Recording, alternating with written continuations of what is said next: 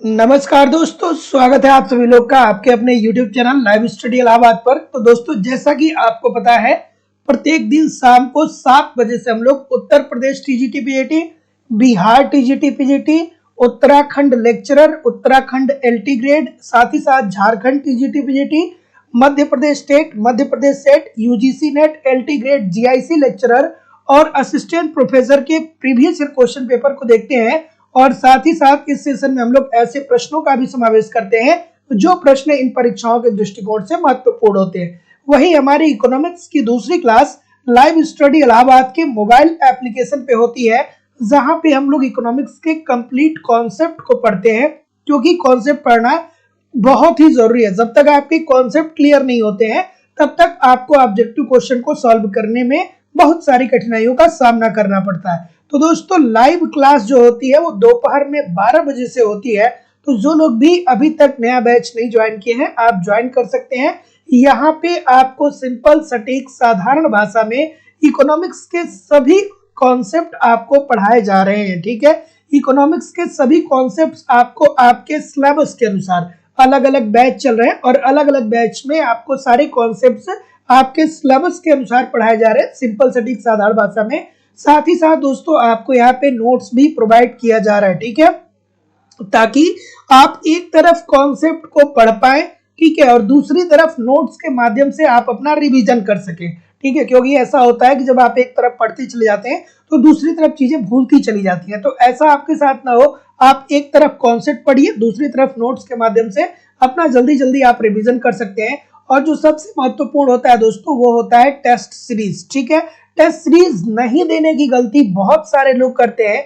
जब आप test series देते हैं तो आप ये बात समझ पाते हैं कि आखिरकार गलती कहां पे हो रही है। क्या अंतरराष्ट्रीय व्यापार के प्रश्न गलत हो रहे हैं? क्या भारतीय अर्थव्यवस्था के प्रश्न गलत हो रहे हैं? क्या मुद्रा एवं बैंकिंग से प्रश्न गलत हो रहे हैं? या व्यष्टि अर्थशास्त्र या समष्टि अर्थशास्त्र, कहां से प्रश्न गलत हो रहे हैं? जहां से प्रश्न गलत हो रहे हैं उसके आप कॉन्सेप्ट को पढ़िए और फिर उसमें सुधार करके आप अगला टेस्ट दीजिए, ताकि आपकी एक्यूरेसी बेहतर हो पाए। उसके अतिरिक्त दोस्तों, आपको यहाँ पे प्रीवियस ईयर के क्वेश्चन पेपर भी प्रोवाइड कराए जाते हैं, ताकि आपको ये बात समझ आए कि आपको किस लेवल की तैयारी करनी है और आपके पेपर में किस प्रकार के प्रश्न पूछे जा रहे हैं। उसके अतिरिक्त दोस्तों, आपको यहाँ पे अगर जो आपके एग्जाम में करंट पूछा जाता है, तो एग्जाम जब करीब आएगा तो करंट भी आपका कवर करा दिया जाएगा। आपको अलग से कुछ भी कलेक्ट करने की जरूरत नहीं होने वाली है। और सबसे बड़ी बात यह है कि लाइफ टाइम की वैलिडिटी आपको मिलती है।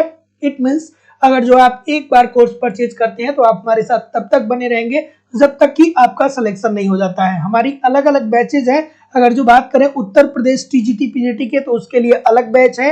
एलटी ग्रेड की बात करें, जीआईसी लेक्चरर की बात करें, तो उसके लिए अलग बैच है।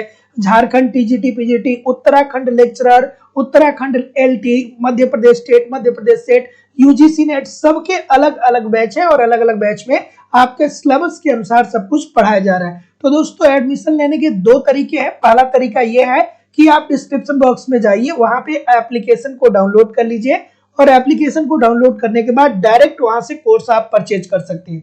और एक बार अगर जो आप कोई कोर्स परचेज करते हैं, तो आगे आने वाले समय में कोई भी वैकेंसी आती है, जब भी नया बैच प्रारंभ होगा, आपको उसमें ऑटोमेटिक ऐड कर दिया जाएगा।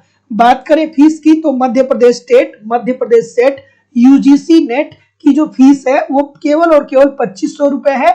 और Uttar Pradesh TGT PGT, Jharkhand TGT PGT, Bihar TGT PGT, LT grade, GIC lecturer और अन्य परीक्षाओं की फीस केवल और केवल 2000 रुपए है। तो सिंपली अगर जो आप परचेज कर सकते हैं तो यहाँ से कर सकते हैं। अदरवाइज आपको अगर जो इतनी अच्छी टेक्नोलॉजी नहीं आती है, तो ये जो नीचे नंबर आ रहा है, इसी नंबर पे आपको अपनी फीस पेमेंट करनी होगी। गूगल पे, फोन पे या पेटीएम के माध्यम से आप अपनी फीस पेमेंट करेंगे और इसका स्क्रीनशॉट आपको इसी व्हाट्सएप नंबर पे सेंड करना होगा। किसी भी इंक्वायरी के लिए या किसी भी कोई भी समस्या आ रही है, तो नीचे दिए गए नंबर पे आप मुझे कॉल कर सकते हैं या व्हाट्सएप मैसेज कर सकते हैं। अगर जो अलग से आपको टेस्ट सीरीज चाहिए, अलग से आपको प्रीवियस के क्वेश्चन पेपर चाहिए, अलग से आपको नोट चाहिए, तो सारी चीजें दोस्तों उपलब्ध है। Good evening everybody.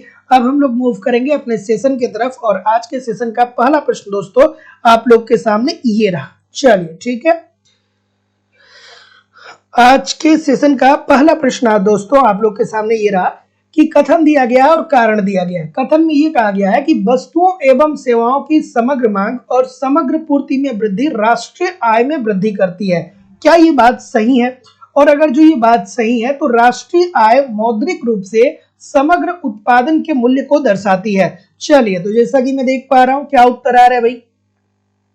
बिल्कुल ठीक है। तो यहाँ पे क्या बोल रहा है, आसान भाषा में देखिए कि वस्तुओं एवं सेवाओं के समग्र मांग और समग्र पूर्ति में वृद्धि राष्ट्रीय आय में वृद्धि करता है। अर्थात अगर जो किसी देश की मांग में वृद्धि हो रहा है तो सीधा सीधी मतलब ये है दोस्तों कि इस देश की पूर्ति में भी वृद्धि होगा। और अगर जो पूर्ति में वृद्धि होगा, इट मींस कि क्या है कि उस देश में वस्तुओं का उत्पादन बढ़ रहा है, उस देश में वस्तुओं का उत्पादन बढ़ रहा है। तो हम यही तो कहते हैं कि अगर जो किसी राष्ट्र में वस्तुओं और सेवाओं के उत्पादन में वृद्धि हो रही है तो ऐसी स्थिति में उस देश की राष्ट्रीय आय में वृद्धि होती है। यही तो हम लोग पढ़ते हैं ना। तो सीधी सीधी बात है कि वस्तुओं एवं सेवाओं की समग्र मांग और समग्र पूर्ति में वृद्धि राष्ट्रीय आय में वृद्धि करती है। और किसी भी अर्थव्यवस्था के लिए जरूरी होता है कि उस राष्ट्र में वस्तुओं की मांग भी हो और उस राष्ट्र में वस्तुओं की पूर्ति भी हो, अर्थात उत्पादन भी हो। और जब उत्पादन का स्तर बढ़ेगा दोस्तों तो उस देश की राष्ट्रीय आय बढ़ेगी। देयर इज नो डाउट, 100% ठीक है। राष्ट्रीय आय मौद्रिक रूप से समग्र उत्पादन के मूल्य को दर्शाती है। तो भैया बिल्कुल ठीक है, राष्ट्रीय आय के अंतर्गत तो हम यही पढ़ते हैं ना कि राष्ट्रीय आय जो होता है वो किसी एक वित्तीय वर्ष में उस देश के अंतर्गत उत्पादित सभी वस्तुओं और सेवाओं का कुल मौद्रिक मूल्य होता है। तो बिल्कुल ठीक है भैया, वस्तुओं और सेवाओं का कुल मौद्रिक मूल्य ही तो क्या कहलाता है? राष्ट्रीय आय कहलाता है। तो ये एक दूसरे को क्या कर रहा है दोस्तों? डिफाइन भी कर रहा है। तो जितने लोग भी ये बोल रहे हैं कि सर ए और आर दोनों सही है और आर ए की सही व्याख्या कर रहा है, सभी लोग का उत्तर एब्सोल्युटली यहाँ पे ठीक होने वाला है। अगला प्रश्न, चलिए अगला प्रश्न आ गया दोस्तों आप लोगों का क्लासिकल रोजगार सिद्धांत से। क्लासिकल रोजगार सिद्धांत की बात हो रही है, क्लासिकल अर्थशास्त्रियों की बात हो रही है। सभी लोगों से निवेदन है कि आप वीडियो को कृपया करके थोड़ा सा लाइक किया करिए और शेयर भी जरूर कर दिया करिए। इतने सारे लोग क्लास देखते हैं फिर भी लाइक और शेयर की संख्या बहुत कम होती है भाई, ऐसा क्यों है? और अगर जो चैनल को सब्सक्राइब नहीं किया है तो चैनल को सब्सक्राइब करके बेल आइकन को क्लिक कर दीजिए ताकि आपको नोटिफिकेशन मिलता रहे। चलिए सर बताइए क्या उत्तर आ रहा है? बिल्कुल ठीक है, बिल्कुल ठीक है, बी बोल रहे। अब देखिए क्लासिकल रोजगार सिद्धांत यहाँ पे आया, मतलब जो क्लासिकल अर्थशास्त्री थे उनकी यहाँ पे बात हो रही है। और श्रम बाजार में पूर्ण निकासी होती है। तो आप दोस्तों तुरंत आपको याद आना चाहिए, यहाँ पे क्लासिकल रोजगार सिद्धांत के अंतर्गत तुरंत आपको याद आ जानी चाहिए पीगू साहब। और पीगू साहब क्या कहते हैं? पीगू साहब ये कहते हैं कि अर्थव्यवस्था में अगर जो बेरोजगारी को दूर करना है तो मजदूरी में कटौती करनी पड़ेगी। अर्थात अर्थव्यवस्था में आपको क्या करना है? रोजगार को बढ़ाना है, अर्थव्यवस्था में रोजगार में वृद्धि करनी है। तो ऐसी स्थिति में जो श्रमिक है उनकी मौद्रिक मजदूरी में क्या करनी पड़ेगी? कटौती करनी पड़ेगी। ये पीगू साहब कहते हैं। तो जितने लोग भी यहाँ पे बी बोल रहे हैं सर, सभी लोग का उत्तर यहाँ पे बिल्कुल ठीक है कि मजदूरी दर की लोचशीलता के कारण। Option number B according to the question this is the right answer हो जाएगा। तो क्लासिकल रोजगार सिद्धांत के अंतर्गत भैया पीगू साहब यही तो बात कहते हैं। अगर जो आप उनकी थियरी को पढ़े होंगे तो जानते होंगे, पीगू साहब ने यह कहा कि अर्थव्यवस्था को अगर जो पूर्ण रोजगार की स्थिति में ले जानी है या अर्थव्यवस्था में रोजगार के स्तर को बढ़ाना है तो ऐसी स्थिति में श्रमिकों के मौद्रिक मजदूरी में कटौती करनी पड़ेगी। तो जितने भी महानुभाव भी बोल रहे हैं सभी लोग का उत्तर ठीक है। अगला, निम्नलिखित में से कौन एक प्रतिष्ठित समष्टि अर्थशास्त्र के लिए सही नहीं है? प्रतिष्ठित समष्टि अर्थशास्त्र के लिए इसमें से कौन सी ऐसी बात है जो सही नहीं है? आपको ये बताना है। चलिए भाई बताइए क्या उत्तर आ रहा है? बिल्कुल ठीक है, बिल्कुल ठीक है, बिल्कुल ठीक है, बिल्कुल। तो समष्टि अर्थशास्त्र, अब यहाँ पे समष्टि अर्थशास्त्र दे दिया तो आपको याद आना चाहिए कि देखिए सर व्यष्टि अर्थशास्त्र और समष्टि अर्थशास्त्र हम लोग पढ़ते हैं। तो व्यष्टि अर्थशास्त्र जो होता है इसमें किसी एक यूनिट का अध्ययन किया जाता है, किसी एक इकाई का अध्ययन किया जाएगा। अर्थात किसी एक परिवार का अध्ययन किया जा सकता है, किसी एक फर्म का अध्ययन किया जा सकता है, किसी एक उद्योग का अध्ययन किया जा सकता है। तो ये अगर जो किसी एक यूनिट का अध्ययन किया जाएगा तो ये किसका मामला है? व्यष्टि अर्थशास्त्र का। और समष्टि अर्थशास्त्र के अंतर्गत दोस्तों क्या होती है, अर्थव्यवस्था के संपूर्ण पहलुओं का अध्ययन किया जाता है। ठीक है, तो अब आगे बढ़ते हैं। देखिए तो क्या बोल रहा है, ये बोल रहा है कि निम्नलिखित में से कौन एक प्रतिष्ठित समष्टि अर्थशास्त्र के लिए सत्य नहीं है। तो सत्य बात ये नहीं है कि उन्होंने कहा था कि अर्थव्यवस्था में पूर्ण प्रतियोगिता विद्यमान है। ठीक है, तो ये तो बात सही है भाई, कीमतें स्थिर है। नहीं, उन्होंने क्या कहा था कि जो कीमतें हैं वो स्थिर नहीं है, कीमतों में स्थिरता नहीं देखने को मिलती है। तो ऐसी स्थिति में ऑप्शन नंबर, जितने लोग भी बी बोल रहे हैं सर, सभी लोग का उत्तर यहाँ पे एब्सोल्युटली ठीक हो जाएगा। उसके बाद से का बाजार नियम बिल्कुल क्रियाशील होता है, पूर्ति अपने मांग का सृजन स्वयं करती है, बात तो बिल्कुल ठीक है। ब्याज दर पूंजी बाजार में संतुलन स्थापित करता है। मुद्रा की मात्रा अगर जो ज्यादा होगी तो ब्याज दर कम होगा, मुद्रा की मात्रा कम होगी तो ब्याज दर ज्यादा, मुद्रा की मात्रा अगर जो ज्यादा होगी तो ब्याज दर कम होगा, और मुद्रा की मात्रा अगर जो कम होगी तो ब्याज दर क्या होगा, ज्यादा होगा। तो जितने लोग भी बी बोल रहे हैं बिल्कुल ठीक बोल रहे हैं। अगला, अन्य बातें समान रहने पर यदि सामान्य मूल्य स्तर में 25% की और मौद्रिक मजदूरी में 10% की वृद्धि होती है तो वास्तविक मजदूरी कितनी होगी, लगभग बताना है आपको। चलिए भाई बताइए। सभी लोगों से निवेदन है कि आप कृपया करके वीडियो को लाइक कर दिया करिए और शेयर भी जरूर कर दिया करिए, बार बार बोलना नहीं पड़े। तो वास्तविक मजदूरी क्या होती है भैया, तो वास्तविक मजदूरी क्या होती है, वास्तविक मजदूरी का फार्मूला क्या होता है, मूल्य स्तर माइनस मौद्रिक मजदूरी। मूल्य स्तर माइनस मौद्रिक मजदूरी। कापी पेन लेकर के बैठा करिए और थोड़ी बहुत चीजों को लिख लिया करिए, है ना। तो जितने लोग भी ऑप्शन नंबर क्या बोल रहे हैं यहाँ पे, मूल्य स्तर कितना दिया गया है, यहाँ पे मूल्य स्तर ये रहा ना, कितना दिया गया है, 25 दिया गया है, और मौद्रिक मजदूरी कितना दी गई है, 10% दिया गया है। तो 25 माइनस 10 करेंगे तो ये कितना हो जाएगा दोस्तों, 15 हो जाएगा। तो 15% क्या हो जाएगा, कम हो जाएगा। तो जितने लोग भी डी बोल रहे हैं सभी लोग का उत्तर यहाँ पे बिल्कुल ठीक है।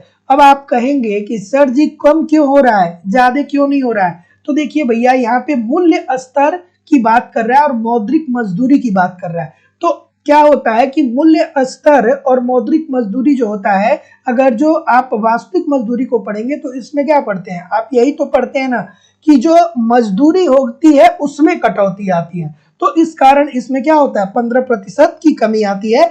जितने में भी लोग डी बोल रहे हैं सभी लोग का उत्तर बिल्कुल ठीक हो जाएगा। अगला प्रश्न, कि औसत उपभोग प्रवृत्ति कभी भी शून्य नहीं हो सकती है जबकि यह 1 से अधिक हो सकती है, क्या ये बात सही है। उसके बाद, उपभोग व्यय हमेशा धनात्मक रहता है भले ही आय शून्य हो, क्या क्या होगा भाई, बिल्कुल ठीक है, बिल्कुल ठीक है, बिल्कुल ठीक है, बिल्कुल ठीक है, बिल्कुल। तो जितने लोग भी क्या बोल रहे हैं, चलिए ऑप्शन नंबर किसकी याद आनी चाहिए, यहाँ पे किसकी याद आनी चाहिए भैया, बताइए कमेंट करके। किंस साहब की याद आनी चाहिए कि नहीं आनी चाहिए, किसको किसको किंस की याद आई, यहाँ पे किंस की याद आनी चाहिए कि नहीं आनी चाहिए। ठीक है, किंस साहब ने जो क्या दिया था, उपभोग और आय में संबंध बताया था। उपभोग और आय में किंस साहब ने संबंध बताया था ना, क्या कहा था कि जैसे जैसे एक व्यक्ति की आय बढ़ती है वैसे वैसे उस व्यक्ति का उपभोग व्यय भी बढ़ता है, लेकिन जिस अनुपात में उसकी आय बढ़ती है उस अनुपात में उपभोग व्यय नहीं बढ़ता है। अर्थात आय में वृद्धि बहुत तेजी से होती है लेकिन उस कंपेयर उपभोग व्यय उतना नहीं बढ़ता है। जैसे किसी व्यक्ति की इनकम कितनी है, 5,000 रुपए पर महीने की है, तो भी भैया उसको क्या करना है, उसको नमक खरीदना है, उसको चीनी खरीदना है, उसको तेल खरीदना है। लेकिन अगर जो 50,000 रुपए हो जाएगा तो भी वो नमक खरीदेगा, चीनी खरीदेगा, तेल खरीदेगा।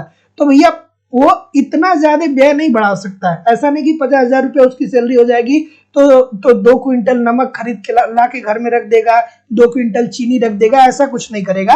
तो इट मीन्स कि जब आय बढ़ेगी तो उपभोग व्यय उस अनुपात में नहीं बढ़ेगा, उपभोग व्यय बढ़ेगा लेकिन उस अनुपात में नहीं बढ़ेगा। ठीक है, तो आगे बढ़ते हैं। तो इस प्रश्न की बात करेंगे अगर जो, तो क्या उत्तर आ रहा है भाई? बिल्कुल ठीक है, ए बोल रहे हैं, ए बोल रहे हैं, ए बोल रहे हैं।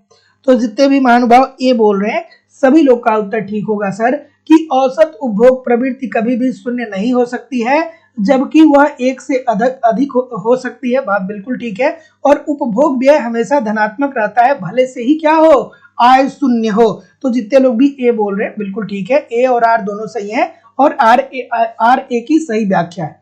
अब आप ये वाला पॉइंट नहीं अगर जो समझ पा रहे हैं तो आसान भाषा में ये समझ लीजिए कि बहुत सारे लोग बेरोजगार हैं जिनकी इनकम 1 रुपया नहीं है, लेकिन कम से कम बेसिक चीजें का उपभोग तो आप कर रहे हैं ना, बेसिक चीजों का उपभोग कर रहे हैं ना। मार्केट में जाते हैं तो 10 रुपए का चाय पीते हैं, ठीक है, 10 रुपए का बिस्किट खा लेते हैं, ठीक है, आप क्या खा लेते हैं, गोलगप्पे खा लेते हैं। तो पैसा तो आपके पास नहीं है, आय तो आपकी नहीं है, आय तो आपकी शून्य है, लेकिन फिर भी क्या हो रहा है कि आपका उपभोग व्यय धनात्मक है। ठीक है, तो जितने लोग भी ऑप्शन नंबर ए बोल रहे हैं बिल्कुल ठीक है। अब ऐसे प्रश्नों के लिए ही दोस्तों आपको कॉन्सेप्ट पढ़ने की जरूरत पड़ती है, कॉन्सेप्ट नहीं पढ़ेंगे तो चीजें मुश्किल हो जाएंगी। और दोस्तों दोपहर में 12 बजे से live class live study Allahabad के मोबाइल एप्लीकेशन पे हो रहा है, तो जो लोग भी इकोनॉमिक्स के कॉन्सेप्ट की क्लास पढ़ना चाहते हैं वो जरूर वहां पे ज्वाइन कर सकते हैं। सब कुछ सिंपल सटीक साधारण भाषा में आपको पढ़ाया जा रहा है। ठीक है, अगला प्रश्न बिल्कुल ठीक है।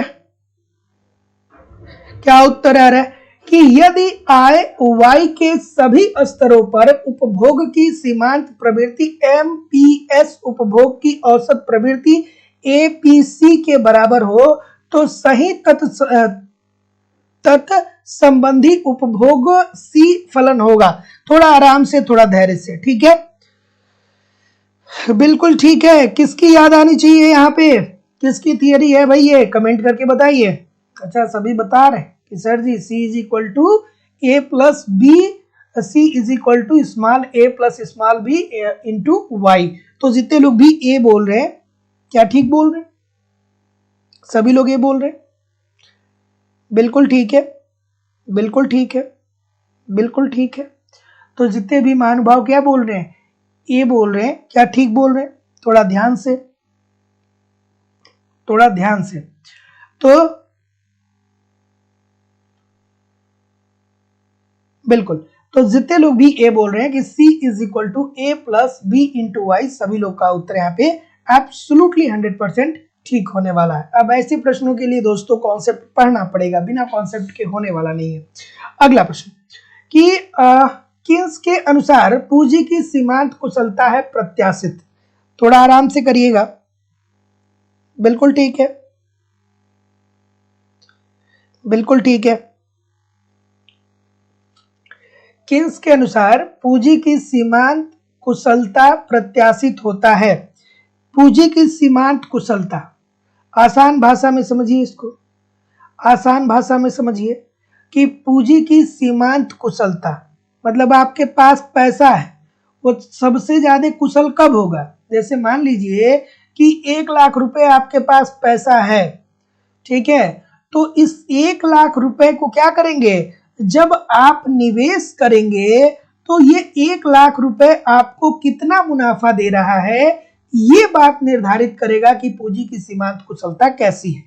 ठीक है, तो जितने लोग भी ऑप्शन नंबर क्या बोल रहे हैं, वास्तविक निवेश के प्रतिफल दर पे, सभी लोग का उत्तर ठीक हो जाएगा कि केन्स के अनुसार पूंजी की सीमांत कुशलता प्रत्याशित होती है वास्तविक निवेश पर प्रतिफल के दर के। अर्थात किन्स साहब ये बताते हैं, हम उस बात को आसान भाषा में आपको बता दे रहे हैं कि वो ये कहते हैं कि जैसे मान लीजिए कि आपके पास 1 लाख रुपए है, आपने 1 लाख रुपए अगर जो निवेश कर दिया, ठीक है, तो निवेश कर दिया और अगर जो आपको इस निवेश से लाभ ज्यादा मिल रहा है तो आप कहेंगे कि ये पूंजी जो क्या है, ये पूंजी की सीमांत कुशलता अधिक है।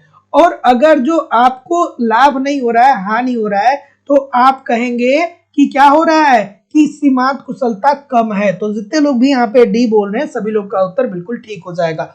अगला प्रश्न, सापेक्ष आय परिकल्पना में उपभोग आधारित होता है। और दोस्तों एक कोई फार्म उत्तर प्रदेश में बहुत जल्दी 10 से 15 दिनों के अंदर अंदर आने वाला है।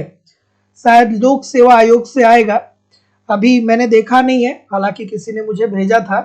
तो लोक सेवा आयोग से कोई शायद वैकेंसी आ रही है, मैं अभी कंफर्म नहीं बोल रहा हूं, लेकिन शायद आप लोगों की एलटी या जीआईसी की कुछ ऐसा कुछ निकल के आ रहा है। मैं बिल्कुल क्लियर नहीं हूं क्योंकि जैसे ही मैं क्लास स्टार्ट किया था वैसे ही एक लोगों ने मुझे मैसेज किया था, ठीक है। तो शायद एलटी की वैकेंसी जो है बहुत दिनों से क्या है कि प्रतीक्षा में है, हो सकता है कि आपको बहुत जल्दी एलटी की वैकेंसी देखने को मिले, क्योंकि वो आयोग ने क्या किया था कि ये बात बताया था कि बहुत ही जल्दी विज्ञापन जो होगा वो आप लोगों के बीच में होगा, ऑफिशियल डाटा था। चलिए अगला प्रश्न कि सापेक्ष आय परिकल्पना में उपभोग आधारित होता है, किसने दिया था भैया? सापेक्ष आय परिकल्पना किसने दिया था? सापेक्ष आय परिकल्पना किसने दिया था सर? कमेंट करके बताइए। सापेक्ष आय परिकल्पना किसने दिया था? कमेंट करके बताइए। तो सापेक्ष आय परिकल्पना हमें यह बताता है कि सर्वोच्च विगत उपभोग और समकक्ष समूह के वर्तमान उपभोग की माध्यिका का मान होता है। तो जितने लोग भी डी बोल रहे हैं सभी लोग का उत्तर ठीक है। और ये बात किसने की थी? ये बात दोस्तों ड्यूजेन बरी ने दिया था। ड्यूजेन बरी ने दिया था। क्या बोला था? बोला था कि एक व्यक्ति का जो उपभोग होता है वो बहुत ज्यादा होता है। एक व्यक्ति का उपभोग जो होता है वो सर्वोच्च होता है। क्यों सर्वोच्च होता है? वो इसलिए होता है कि एक जो व्यक्ति होता है वो अपने से उच्च आय के लोग की लाइफ स्टाइल को फॉलो करने का प्रयास करता है। मतलब एक गरीब व्यक्ति अमीर व्यक्ति की लाइफ स्टाइल को फॉलो करने का प्रयास करता है, और ऐसी स्थिति में गरीब व्यक्ति अपनी आय का एक बड़ा भाग क्या कर देता है? खर्च कर देता है। और ऐसी स्थिति में जब वो बड़ा भाग खर्च कर देता है तो उसकी निवेश क्षमता कम हो जाती है, और जब निवेश कम होती है तो उसकी आय भी कम होती है, तो आय के निम्न स्तर पे बना रहता है। तो जितने लोग भी ऑप्शन नंबर डी बोल रहे हैं ठीक बोल रहे हैं। अगला चलिए कि निम्नलिखित में से कौन एक व्यापार चक्र के विषय में सही नहीं है? ठीक है, बिल्कुल ठीक है। क्या उत्तर आएगा भाई? क्या उत्तर आएगा कि निम्नलिखित में से कौन एक व्यापार चक्र के विषय में सही नहीं है? व्यापार चक्रों के विषय में कौन सी बात सही नहीं है? व्यापार चक्र का मतलब क्या होगा अगर जो आसान भाषा में आप समझे तो? व्यापार चक्र जब हम लोग पढ़ते हैं तो भैया यही तो पढ़ते हैं ना कि व्यापार चक्र क्या होता है, कुछ ऐसे होता है। ठीक है, स्टार्टिंग में मंदी होती है, फिर थोड़ी सी क्या होता है, विस्तार आता है। ठीक है, फिर क्या होती है दोस्तों कि यहाँ पे मंदी आती है, फिर यहाँ पे क्या आ जाती है, समृद्धि आ जाती है। ठीक है, यही तो हम लोग पढ़ते हैं ना। तो चलिए बताइए, डी बोल रहे हैं, सभी लोग डी बोल रहे हैं। डी के अलावा कोई और है? कोई नहीं है। डी के अलावा कोई नहीं है। तो जितने भी महानुभाव क्या बोल रहे हैं? डी बोल रहे हैं, सभी लोग डी बोल रहे हैं। डी के अलावा कुछ नहीं है। तो जितने लोग भी डी बोल रहे हैं सभी लोग का उत्तर यहाँ पे एब्सोल्युटली 100% ठीक है कि जो व्यापार चक्र होते हैं ये उतार चढ़ाव में मौसमी नहीं होते हैं। मतलब किसी अर्थव्यवस्था की तेजी या मंदी या अर्थात किसी अर्थव्यवस्था में समृद्धि अर्थात उत्पादन का स्तर ऊंचा और मंदी अर्थात उत्पादन का स्तर नीचा होगा, ये बात कोई मौसम डिसाइड नहीं करता है कि ठंडी आएगा तो बाजार क्या हो जाएगा, ठंडा हो जाएगा, मतलब मंदी आ जाएगी, और गर्मी आएगा तो बाजार में क्या हो जाएगी, गर्माहट आ जाएगी, अर्थात क्या होगा कि उत्पादन का स्तर बढ़ जाएगा। ऐसा बिल्कुल होता नहीं है। ठीक है, तो जितने लोग भी ऑप्शन नंबर क्या बोल रहे हैं, डी बोल रहे हैं, बिल्कुल ठीक है।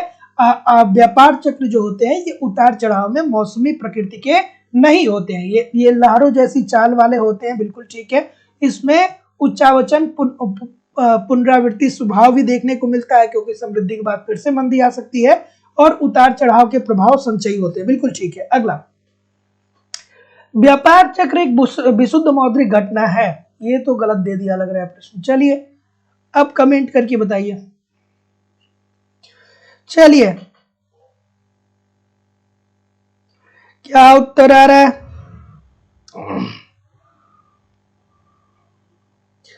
क्या उत्तर आ रहा है भाई? कि व्यापार चक्र एक विशुद्ध मौद्रिक घटना है। कोई ऐसा है जो हमारे साथ आएगा, अर्थात ऑप्शन नंबर ई बोलेगा? बिल्कुल ठीक है, एक HD स्टूडियो जी हैं वो बोल रहे हैं। और कौन बोल रहा है भाई? और कोई नहीं बोल रहा है? नहीं बोल रहा है, अच्छा भैया चलिए। लेकिन ये बात ध्यान में रखिएगा, जब पेपर में आएगा और मान लीजिए कि हिक्स के जगह पे किन्स दे देगा तो क्या होगा? तो ऐसी स्थिति में क्या होगा? आपके दिमाग कहेगा कि अरे ये तो हम रट्टा मारे। तो वो क्या कहते हैं, किन्स साहब क्या कहते हैं? वो बात करते हैं कि ब्याज दर एक विशुद्ध मौद्रिक घटना होती है। ब्याज दर एक विशुद्ध मौद्रिक घटना होती है, वो किन्स साहब बोलते हैं। और व्यापार चक्र एक विशुद्ध मौद्रिक घटना है, ये हार्टे साहब बोलते हैं। तो ध्यान में रखिएगा कि बहुत सारे लोग क्या करते हैं, इस बात को रट लेते हैं कि बस मौद्रिक घटना है, ये बात किन्स ने कही थी। लेकिन अगर जो व्यापार चक्रों की बात करेंगे तो व्यापार चक्र में कौन है? हार्टे साहब ने कहा था। और ब्याज दर एक विशुद्ध मौद्रिक घटना है, ये किन्स साहब ने कहा था। तो ये दोनों बातें आप याद रखिएगा। अगला, काब-वेब मॉडल का उपयोग किस सिद्धांत की व्याख्या में किया जाता है? काब-वेब मॉडल का उपयोग किसके सिद्धांत में किया जाता है? चलिए भैया, काब-वेब मॉडल क्या बताता है? बिल्कुल ठीक है, बिल्कुल ठीक है, बिल्कुल ठीक है।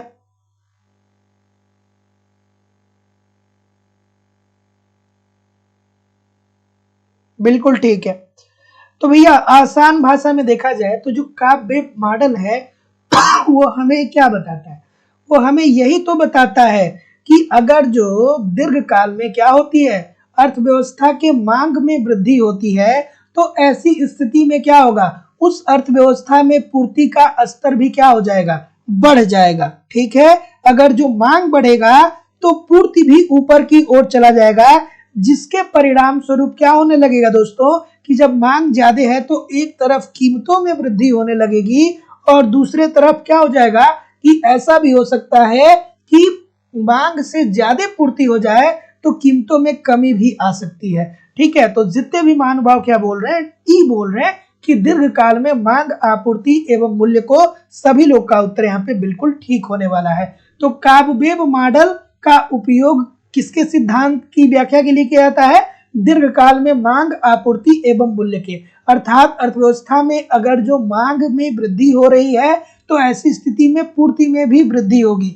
ठीक है, और जब मांग में वृद्धि हो रही तो ऐसा हो सकता है कि वस्तुओं की कीमतों में भी वृद्धि हो, और ऐसा हो सकता है कि मांग से ज्यादा अगर जो पूर्ति हो जा रही है तो वस्तुओं की कीमतों में कमी भी आ सकती है। अब ये अल्पकाल में नहीं होगा, ये दीर्घकाल में होगा, ये दीर्घकाल में देखने को मिलेगा।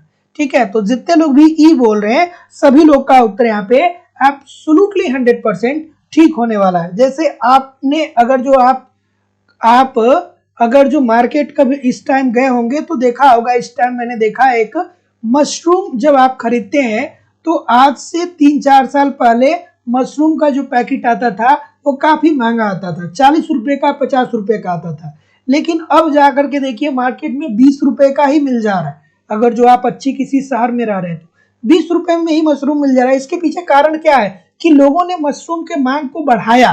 ठीक है, जब मांग को बढ़ाया तो अब कुछ उत्पादकों ने देखा कि हमें इसकी पूर्ति भी बढ़ानी पड़ेगी, और जब उन्होंने पूर्ति बढ़ा दिया तो ऐसी स्थिति में क्या हो गया कि शुरू में मशरूम की कीमत तो ऊपर गई क्योंकि मांग थी, लेकिन दीर्घकाल में इसकी कीमत कम हो गई क्योंकि बहुत सारे उत्पादनकर्ता मार्केट में चले आए। तो जितने लोग भी ई बोल रहे हैं ठीक बोल रहे हैं।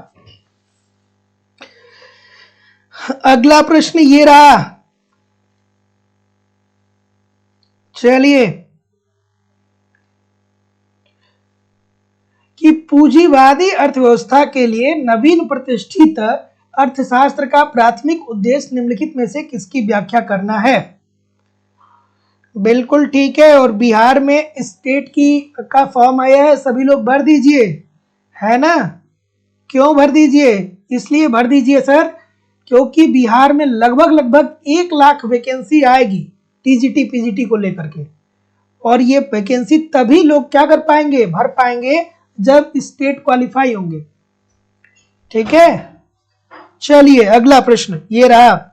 परीक्षा देते रहिए, घूम फिर के परीक्षा देते रहिए। क्या उत्तर आ रहा है भाई?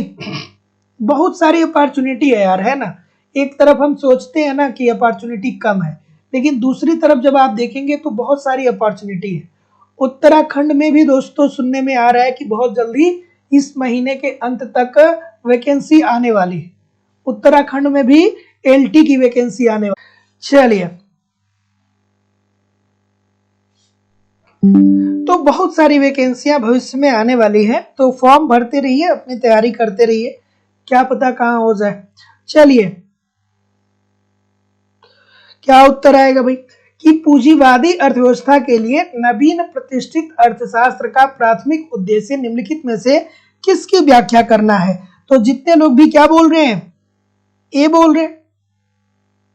ठीक है, बिल्कुल ठीक है। तो जितने लोग भी ऑप्शन नंबर ए बोल रहे हैं, सभी लोग का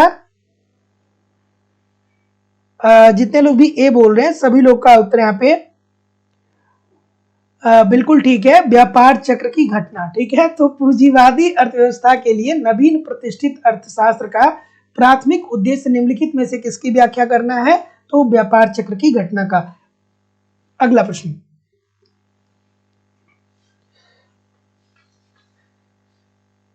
कोई कह रहा है सर बिहार नहीं घर वाले भेजेंगे। अरे पहले नौकरी ले लीजिए, घर वाले पक्का भेजेंगे। ठीक है, जब घर वालों को ये लगेगा कि नौकरी मिल गई, 50,000 रुपए सैलरी है, ठीक है, तो 1-2 बार क्या करेंगे, नहीं करेंगे, फिर कहेंगे जाओ ज्वाइन कर लो। ठीक है, तो ऐसा नहीं है, अब हमारा समाज बदल रहा है। तो अगर जो आप प्रूफ कर देंगे, आपको अगर जो नौकरी मिल जाएगी तो घर वाले पक्का भेजेंगे, इसमें कोई दो राय नहीं है। तो लेकिन आप परीक्षा दीजिए, उसमें सफल होइए। चलिए अगला प्रश्न ये रहा कि निम्नलिखित में से कौन सा कथन शुम्पीटर के विकास मॉडल के संबंध में सही है? चलिए भैया, शुम्पीटर की बात हो रही है, बिल्कुल ठीक है। देखिए, जब आप ये कहने जाएंगे ना कि हम बिहार में शिक्षक भर्ती की परीक्षा की तैयारी कर रहे हैं, तो घर वाले कहेंगे कि नहीं, बिहार नहीं जाना है, बिहार नहीं जाने देंगे। लेकिन अगर जो परीक्षा क्वालिफाई हो करके तब आप उनको बता रहे हैं, तो वो कहेंगे कि हाँ भैया ठीक है, कोई दिक्कत नहीं, मैनेज कर लिया जाएगा। भाई को साथ ले लो, या बहन को साथ ले लो, या माँ को साथ ले लो, जाओ रहो पढ़ाओ वहां पे। हाँ ठीक है, चलिए इस प्रश्न का उत्तर करिए। ठीक है, इस प्रश्न का उत्तर करिए। तो जैसा कि मैं देख पा रहा हूं, ये बोल रहे हैं सभी लोग, इतने सारे लोग ये क्यों बोल रहे हैं भैया? चलिए देखते हैं। तो शुम्पीटर की बात हो रही है, और जब शुम्पीटर की बात होती है तो यहाँ पे 2 बातें आपको याद आ जानी चाहिए। शुम्पीटर साहब ये कहते हैं कि देखिए भैया, आपको क्या होना चाहिए, नव प्रवर्तक होना चाहिए, नव प्रवर्तक होना चाहिए। नव प्रवर्तक मतलब क्या? नए नए आइडियाज आप लाइए, आप ऐसे वस्तु का उत्पादन करिए जिसकी मांग अर्थव्यवस्था में है, लेकिन इस प्रकार की वस्तु का उत्पादन कोई और नहीं कर पा रहा है, तो इसी के कारण आप लाभ कमाएंगे। जैसे आपने अभी देखा कि कितने सारे प्रकार की वस्तुएं मार्केट में आ रही है, जो आज से 10 साल पहले जिसका निर्माण नहीं होता था, लेकिन किसी ने सोचा ना कि भैया ऐसा किया जाए तो फिर ऐसा होगा। तो नव प्रवर्तक, नए नए आइडियाज ला करके उत्पादन करिए, और उस उत्पादन करने के लिए आपको पैसा चाहिए, तो जा करके आप कहाँ क्या कर लीजिए, बैंक से साख ले लीजिए। बैंक से क्या कर लीजिए, साख ले लीजिए, अर्थात बैंक से आप ऋण ले लीजिए। ये 2 बातें उन्होंने बताया है। तो अब देखिए कि बैंक द्वारा साख सृजन के कारण विकास संभव है, बिल्कुल ठीक है। जब आप नव प्रवर्तन करेंगे, किसी नए वस्तु को इन्वेंट करेंगे, तो पैसे की जरूरत होगी, तो आप बैंक से साख लेंगे, देयर इज नो डाउट, 100% ठीक है। लोकतंत्र में विकास फलना फलाना है, ये क्या मतलब है भैया? इसका कोई मतलब ही नहीं है। व्यापार चक्र के माध्यम से पूंजीवादी अर्थव्यवस्था विकसित होती है, बिल्कुल ठीक है। पूंजीवाद अपने आप को दीर्घकाल में विध्वंस कर लेगा, यही बात तो शुम्पीटर साहब बोलते हैं ना, बिल्कुल ठीक बोलते हैं। तो जितने भी महानुभाव डी बोल रहे हैं, सभी लोग का उत्तर यहाँ पे बिल्कुल ठीक है, ए और C, this is the right answer हो जाएगा। अगला, कि व्यापार चक्र अनुभव सिद्ध यथार्थ है, क्या ये बात सही है? और नव प्रवर्तन सृजनात्मक विकास के कार्य हैं, क्या उत्तर आ रहा है भाई? बिल्कुल ठीक है सर। बी ऑप्शन बताइए, बी में क्या था भैया? बी में क्या है? लोकतंत्र है कि राजतंत्रात्मक है कि गणतंत्र है, क्या है? इससे कोई लेना देना नहीं है भैया, बस आर्थिक प्रणाली उस अर्थव्यवस्था में होनी चाहिए। ठीक है, अगला कि अभिकथन दिया गया है और तर्क दिया गया है। चलिए भैया बताइए कि व्यापार चक्र अनुभव सिद्ध यथार्थ है, क्या ये बात सही है? सही है कि नहीं है? चलिए आराम से, सभी लोग बी बोल रहे हैं। और नव प्रवर्तन सृजनात्मक विनाश के कार्य भी हैं, तो महानुभाव जितने लोग भी क्या बोल रहे हैं? बी बोल रहे हैं। आप बहुत अच्छा बोल रहे हैं कि व्यापार चक्र अनुभव सिद्ध यथार्थ है। मतलब ये बात सही है कि अगर जो अर्थव्यवस्था समृद्धि के तरफ जा रहा है तो अर्थव्यवस्था मंदी के तरफ भी आएगा। ये बात बिल्कुल ठीक है सर। समृद्धि के तरफ अर्थव्यवस्था कब जाएगी? जब उस देश में उत्पादन का स्तर बढ़ेगा। उत्पादन का स्तर बढ़ेगा, और उत्पादन का स्तर कब बढ़ेगा? जब मांग बढ़ेगा, और मांग के साथ साथ उस अर्थव्यवस्था में पूर्ति भी बढ़ेगा। ठीक है, और वहीं ये भी बात सही है कि अर्थव्यवस्था में मंदी भी आ जाएगी।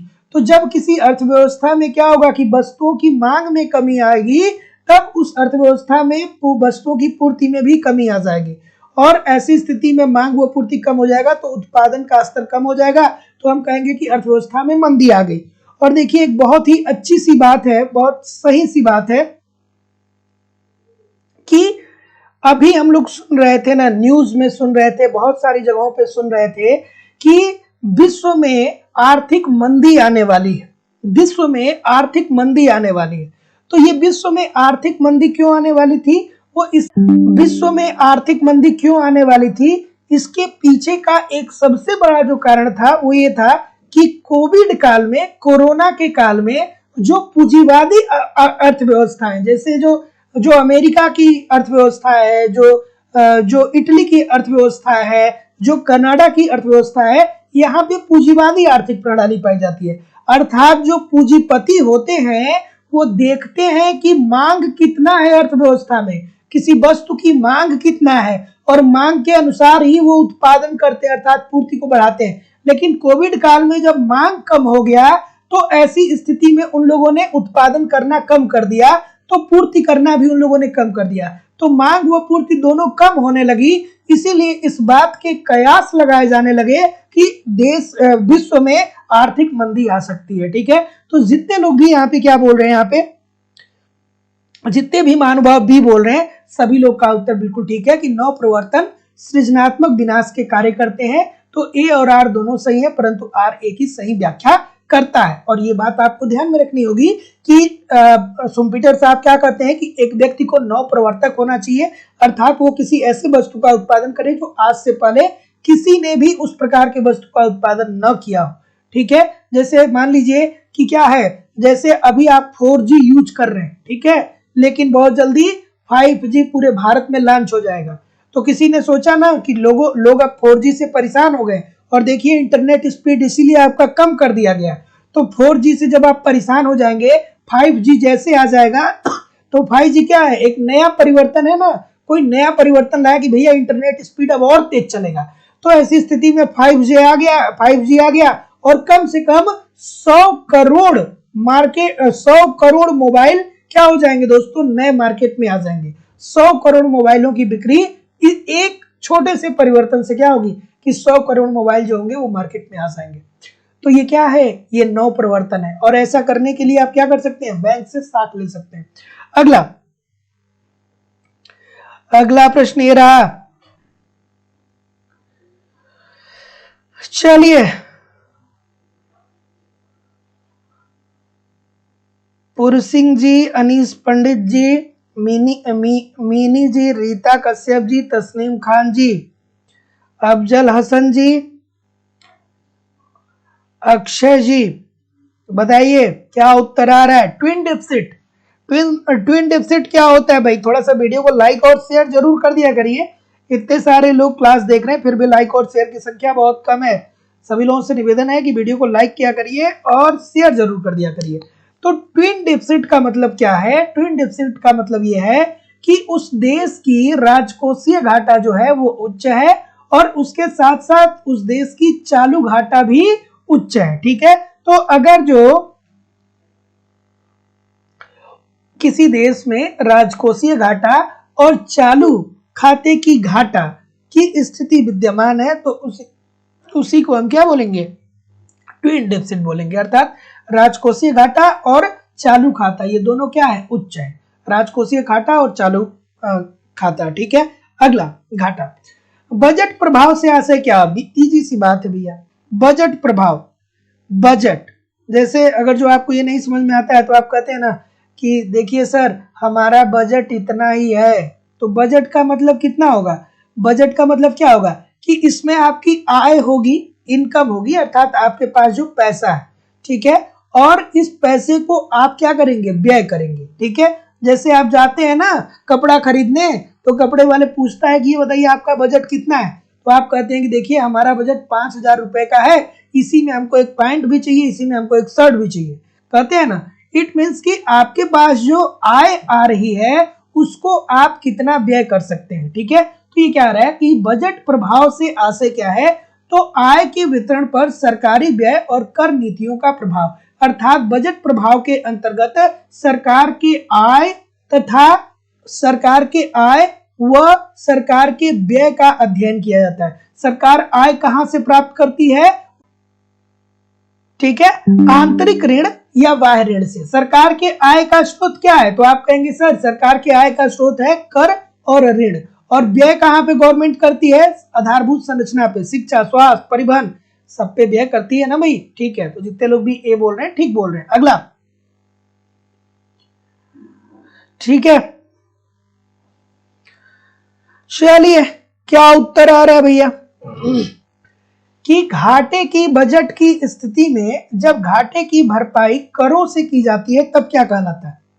ठीक है, घाटे की बजट की स्थिति, घाटे की बजट की स्थिति कब होती है भैया?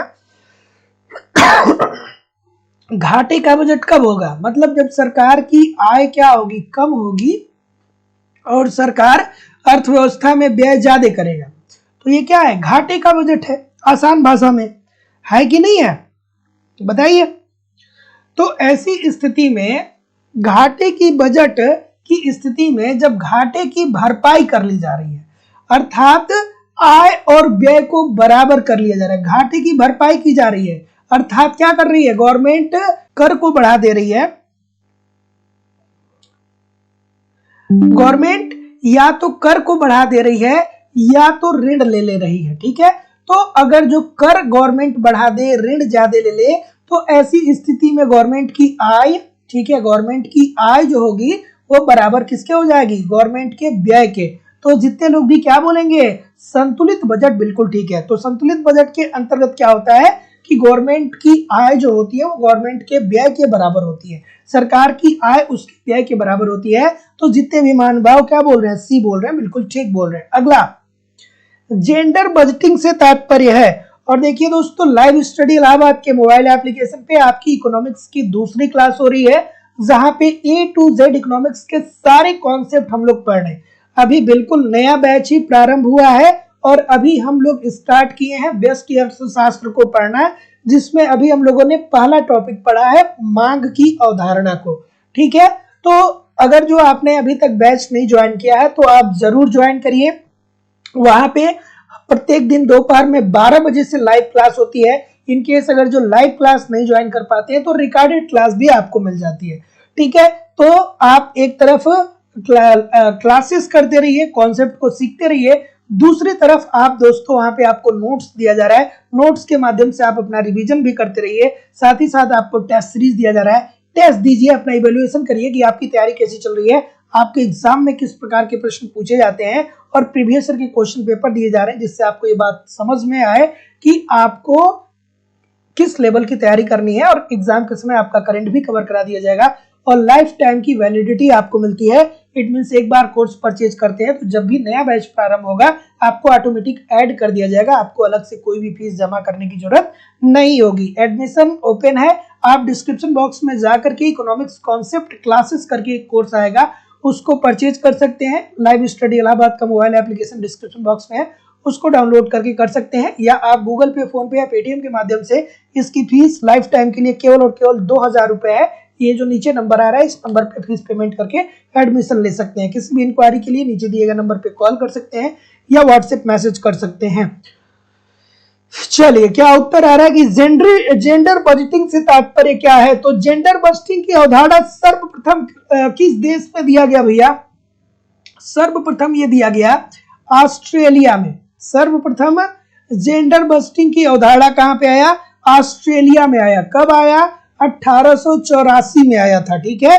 और इसका अभिप्राय यह है कि सार्वजनिक व्यय और नीति के ज्ञान में जेंडर से संबंधित मुद्दों की क्या किया जाए? मुद्दों पर चर्चा किया जाए और ये हम लोग देखें कि आखिरकार किस तरीके से हम खर्च करें जिससे क्या हो कि समाज का कल्याण अधिकतम हो। अर्थात अगर जो गवर्नमेंट कोई स्कीम बना रही है, ठीक है, तो उस स्कीम को बनाते वक्त ये देखा जाएगा कि कौन कमजोर है। जो कमजोर है उसके लिए गवर्नमेंट ज्यादा पैसा व्यय करेगी। तो जितने लोग भी ऑप्शन नंबर क्या बोल रहे हैं, जितने लोग भी ऑप्शन नंबर बी बोल रहे हैं कि महिला सशक्तिकरण के लिए एक उपकरण है, सभी लोग का उत्तर यहाँ पे बिल्कुल ठीक है। तो जो जेंडर बस्टिंग है ना, इसमें जब गवर्नमेंट बजट का निर्माण करती है तो महिलाओं के लिए पैसे का आवंटन जो होता है वो एक अलग तरीके से करती है कि भैया इतना पैसा महिलाओं के लिए है। तो जितने लोग भी ऑप्शन नंबर बी बोल रहे हैं ठीक बोल रहे हैं। अगला प्रश्न क्या उत्तर होगा भाई? चलिए,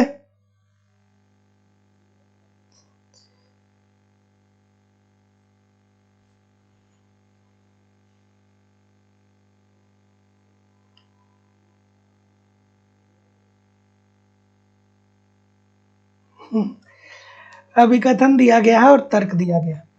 क्या उत्तर होगा भाई? अभिकथन और तर्क बता दीजिए। ठीक है, बिल्कुल। तो जितने लोग भी क्या बोल रहे हैं? बी बोल रहे हैं। सभी लोग एक ही रास्ते पे जाएंगे, सभी बी बोलेंगे क्योंकि ऊपर के 4 लोगों ने बी बोल दिया। चलिए देखते हैं बी कैसे होता है भैया। कि राजकोषीय अनुशासन के लिए व्यय सीमा अति वांछनीय है। ठीक है, मतलब गवर्नमेंट को राजकोषीय अनुशासन अपनाना चाहिए। और राजकोषीय अनुशासन का मतलब ये है कि गवर्नमेंट की जितनी आय हो रही है उसके बराबर गवर्नमेंट या तो व्यय करे या गवर्नमेंट अपनी आय को ज्यादा रखे और व्यय को कम रखे। नहीं तो गवर्नमेंट को क्या हो जाएगा? बजटीय घाटा हो जाएगा। ठीक है, गवर्नमेंट की आय अगर जो ये स्थिति होगी कि गवर्नमेंट की जो आय है वो कम है और व्यय ज्यादा हो जा रहा है, तो ऐसी स्थिति में गवर्नमेंट को क्या हो जाएगा? बजटीय घाटा हो जाएगा, जो गवर्नमेंट के लिए सही नहीं है। तो गवर्नमेंट को इन दोनों में से किसी एक विधियों को अपनानी चाहिए। ठीक है, बढ़ता हुआ राजकोषीय घाटा केंद्र सरकार के वित्त को प्रतिकूल प्रभावित करता है। बात भैया बिल्कुल ठीक है, बात तो बिल्कुल ठीक है, बिल्कुल ठीक है।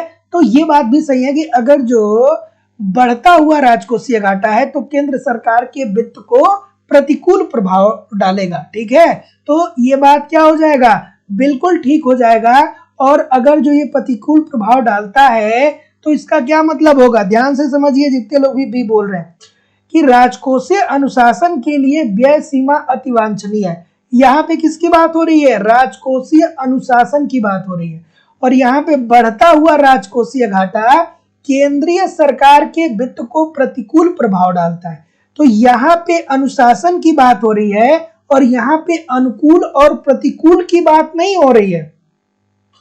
तो ये एक दूसरे को क्या कर रहा है? डिफाइन कर रहा है कि नहीं कर रहा है? बिल्कुल नहीं कर रहा है। तो जितने लोग भी बी बोल रहे हैं सब गलत होंगे, जितने लोग भी ए बोल रहे हैं सब सही होंगे। बात को समझिए कि यहाँ पे क्या बोल रहा है? पहले स्टेटमेंट में बोल रहा है कि राजकोषीय अनुशासन होना चाहिए।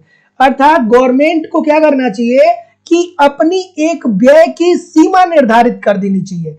ये एक प्रॉपर्टीज है, यह एक प्रॉपर्टीज है कि गवर्नमेंट को अपनी व्यय की एक सीमा निर्धारित कर देनी चाहिए।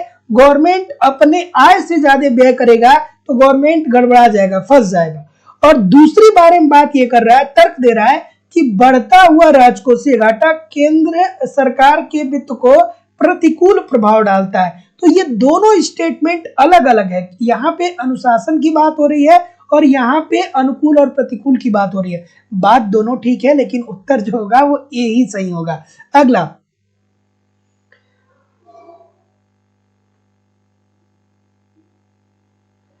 चलिए, कि प्रत्येक वित्तीय वर्ष में व्यय की प्रत्येक मद के पुनर्मूल्यांकन करने के पश्चात बजट बनाने की प्रक्रिया को क्या बोलते हैं। कितना प्यारा सा प्रश्न है।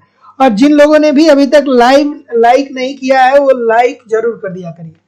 नहीं, जो पीछे पीछे भागता है उसे बकरी नहीं कहा जाता है, वो भेड़ होता है। जैसे आपने सुना होगा भेड़ चाल।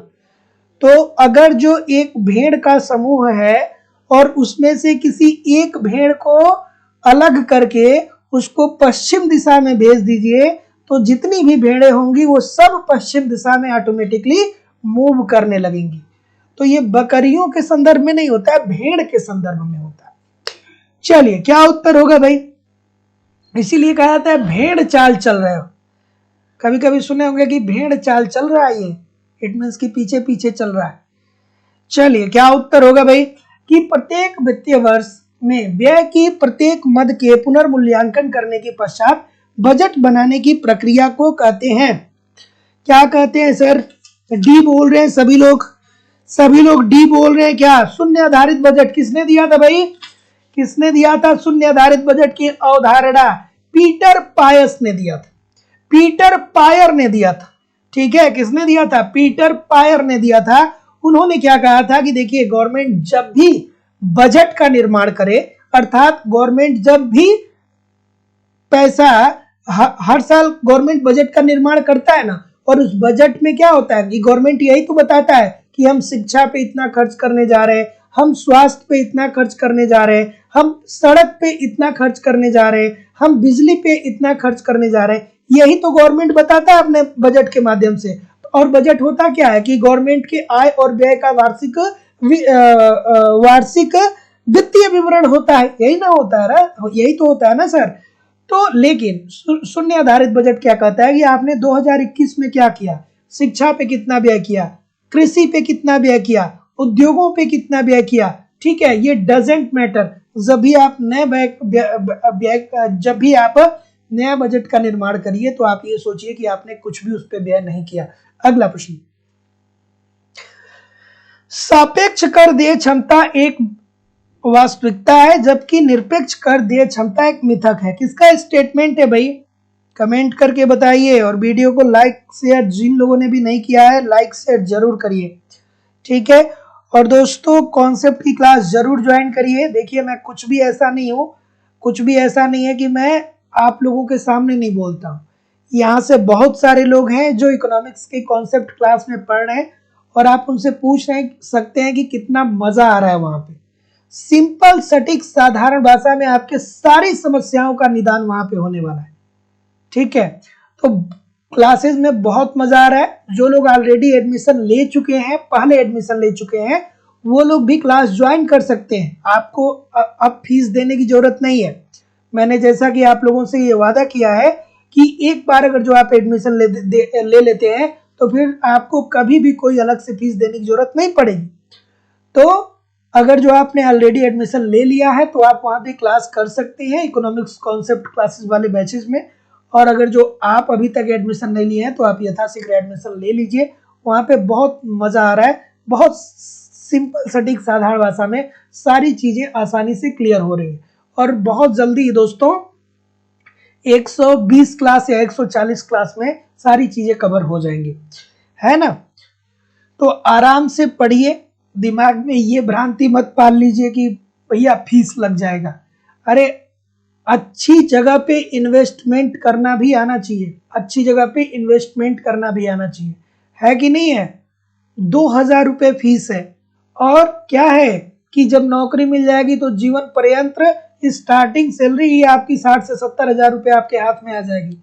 रिटायर होंगे तो 1.5 लाख रुपए की कम से कम सैलरी होगी आपकी, 1.5-2 लाख भी हो सकती है, कौन जानता है। ठीक है, महीने की। तो क्या होगा, इस बात को समझिए, अच्छा इन्वेस्टमेंट जीवन में जरूरी होता है। और हमारी भी मजबूरी है कि मैं फ्री ऑफ कॉस्ट सारी चीजें प्रोवाइड नहीं कर सकता हूँ, और जिंदगी में फ्री की चीजों की कोई वैल्यू भी नहीं होती है ना। तो सापेक्ष कर देय क्षमता एक वास्तविकता है, जबकि निरपेक्ष कर देय क्षमता एक मिथक है। ये बात किसने कही थी? डाल्टन साहब ने कही थी। ऑप्शन नंबर बी बिल्कुल ठीक है। अगला, कि निम्नलिखित करारोपण के नियमों में से कौन सा एडम स्मिथ द्वारा नहीं दिया गया? जिंदगी में पता है, फ्री कभी किसी को कुछ मत दीजिए, फ्री कभी किसी को कुछ मत दीजिए, क्योंकि जो फ्री है उसकी कोई वैल्यू नहीं करता है। जीवन जीने के लिए जो सबसे जरूरी चीजें हैं वो सब प्रकृति के द्वारा हमें फ्री दी गई है, लेकिन हमें उसकी केयर नहीं है। ठीक है, हमें हवा क्या है, फ्री मिला है। ऑक्सीजन के बिना आप 5 मिनट जिंदा नहीं रह सकते हैं, लेकिन फिर भी हम वायु प्रदूषण किए जा रहे हैं, किए जा रहे हैं, किए जा रहे हैं, क्योंकि उसकी कदर ही नहीं है, क्योंकि हमें फ्री में मिल रहा है। 5 लाख रुपए की, 10 लाख रुपए की कार अगर जो खरीद लिए हैं, तो उस कार को दिन भर में जाके 20 बार देख रहे हैं कि कहीं कोई स्क्रैच ना मार दिया, उसको 10 बार धो रहे हैं। ठीक है, वो 10 लाख रुपए की बात है, लेकिन जिस दिन ऑक्सीजन मिलना बंद हो जाएगा ना, उस दिन कहेंगे कि दुनिया में सब कुछ ले लो, बस ऑक्सीजन दे दो। तो इसीलिए फ्री की वस्तुएं जो होती हैं वो कारगर नहीं होती, मतलब फ्री की वस्तुओं की वैल्यू नहीं होती है। कारगर तो बहुत होती है, लेकिन वैल्यू नहीं होती है उसकी। चलिए, इस प्रश्न का उत्तर करिए कि निम्नलिखित करारोपण के नियमों में से कौन सा एडम स्मिथ द्वारा प्रतिपादित नहीं किया गया? तो एडम स्मिथ साहब ने दोस्तों 4 बातें कही, 4 बातें कही, 4 बातें कही एडम स्मिथ ने। उन्होंने कहा कि देखिए, गवर्नमेंट को क्या करना चाहिए, ऐसा कर प्रणाली अपनाना चाहिए जो समता के अंतर्गत आता हो, मतलब उन्होंने समता का नियम दिया। इसमें इन्होंने कहा कि भैया अमीर और गरीब इन सबकी जो सीमांत त्याग होनी चाहिए वो बराबर होनी चाहिए। ठीक है, मतलब एक गरीब टैक्स त्यागे तो उसे उतना ही हानि हो जितना अमीर टैक्स त्याग रहा है तो उसे हानि हो। उसके बाद उन्होंने कहा मितव्ययता का नियम दिया, कहा कि आप टैक्स जो है वो कम से कम लगाइए। अगर जो आप टैक्स कम से कम लगाएंगे तभी लोगों का निवेश बढ़ेगा, नहीं तो टैक्स ज्यादा लगाएंगे तो लोगों के निवेश में कमी आ जाएगी। मितव्ययता के नियम के अंतर्गत ये बात उन्होंने कही थी। उसके बाद दोस्तों उन्होंने एक बात और कही थी, निश्चितता का नियम, कि आप भैया निश्चित कर दीजिए कि आप कितना टैक्स लेंगे। आप निश्चित कर दीजिए ताकि जो टैक्स पेयर है वो टैक्स को देने के लिए प्रिपेयर रहे कि चलिए भैया हमको इतना टैक्स देना है और इस टाइम देना है। और जो चौथा उन्होंने बताया था वो बताया था सुविधा का नियम। चौथा क्या बताया था? सुविधा का नियम। सुविधा का नियम क्या बताता है? सुविधा का नियम ये बताता है कि भैया टैक्स आप ऐसे लीजिए कि टैक्स पेयर को सुविधा हो टैक्स जमा करने में। मतलब अगर जो आप महीने की 28 तारीख को कहेंगे किसी टैक्स पेयर को कि 28 तारीख को अपना टैक्स भर दीजिए, तो वो नहीं भर पाएगा, क्योंकि महीने के अंत में क्या होता है, लोगों के पास पैसे की कमी होती है। तो ऐसी स्थिति में उससे 1 तारीख से लेकर के 10 तारीख के बीच में टैक्स ले लीजिए, क्योंकि उस टाइम उसके पास पैसा होता है। नहीं तो आप इस टाइम टैक्स पैसा उससे मांगेंगे टैक्स के रूप में तो वो नहीं दे पाएगा। विविधता का नियम उन्होंने नहीं दिया था। तो जितने लोग भी ए बोल रहे हैं ठीक बोल रहे हैं। अगला प्रश्न, कि करों की दर तथा कर राजस्व में परिवर्तन के संबंध को समझाया जा सकता है। चलिए भाई, जिन लोगों ने भी अभी तक चैनल को सब्सक्राइब नहीं किया है, आप चैनल को सब्सक्राइब करके बेल आइकन को जरूर क्लिक कर लीजिए। बिल्कुल ठीक है, बिल्कुल ठीक है। चलिए, कि कर की दरों तथा कर राजस्व में परिवर्तन के संबंध को समझाया जा सकता है। उल्टे यू आकार का वक्र पूछा जाता है कि उल्टे यू आकार का वक्र कौन सा होता है भैया, बताइए। तो जैसा कि मैं देख पा रहा हूं, लेफर साहब की बात बोल रहे हैं क्या? लेफर साहब है भैया, लोफर नहीं है ये, ठीक है, लेफर साहब हैं। बिल्कुल ठीक है, बिल्कुल ठीक है।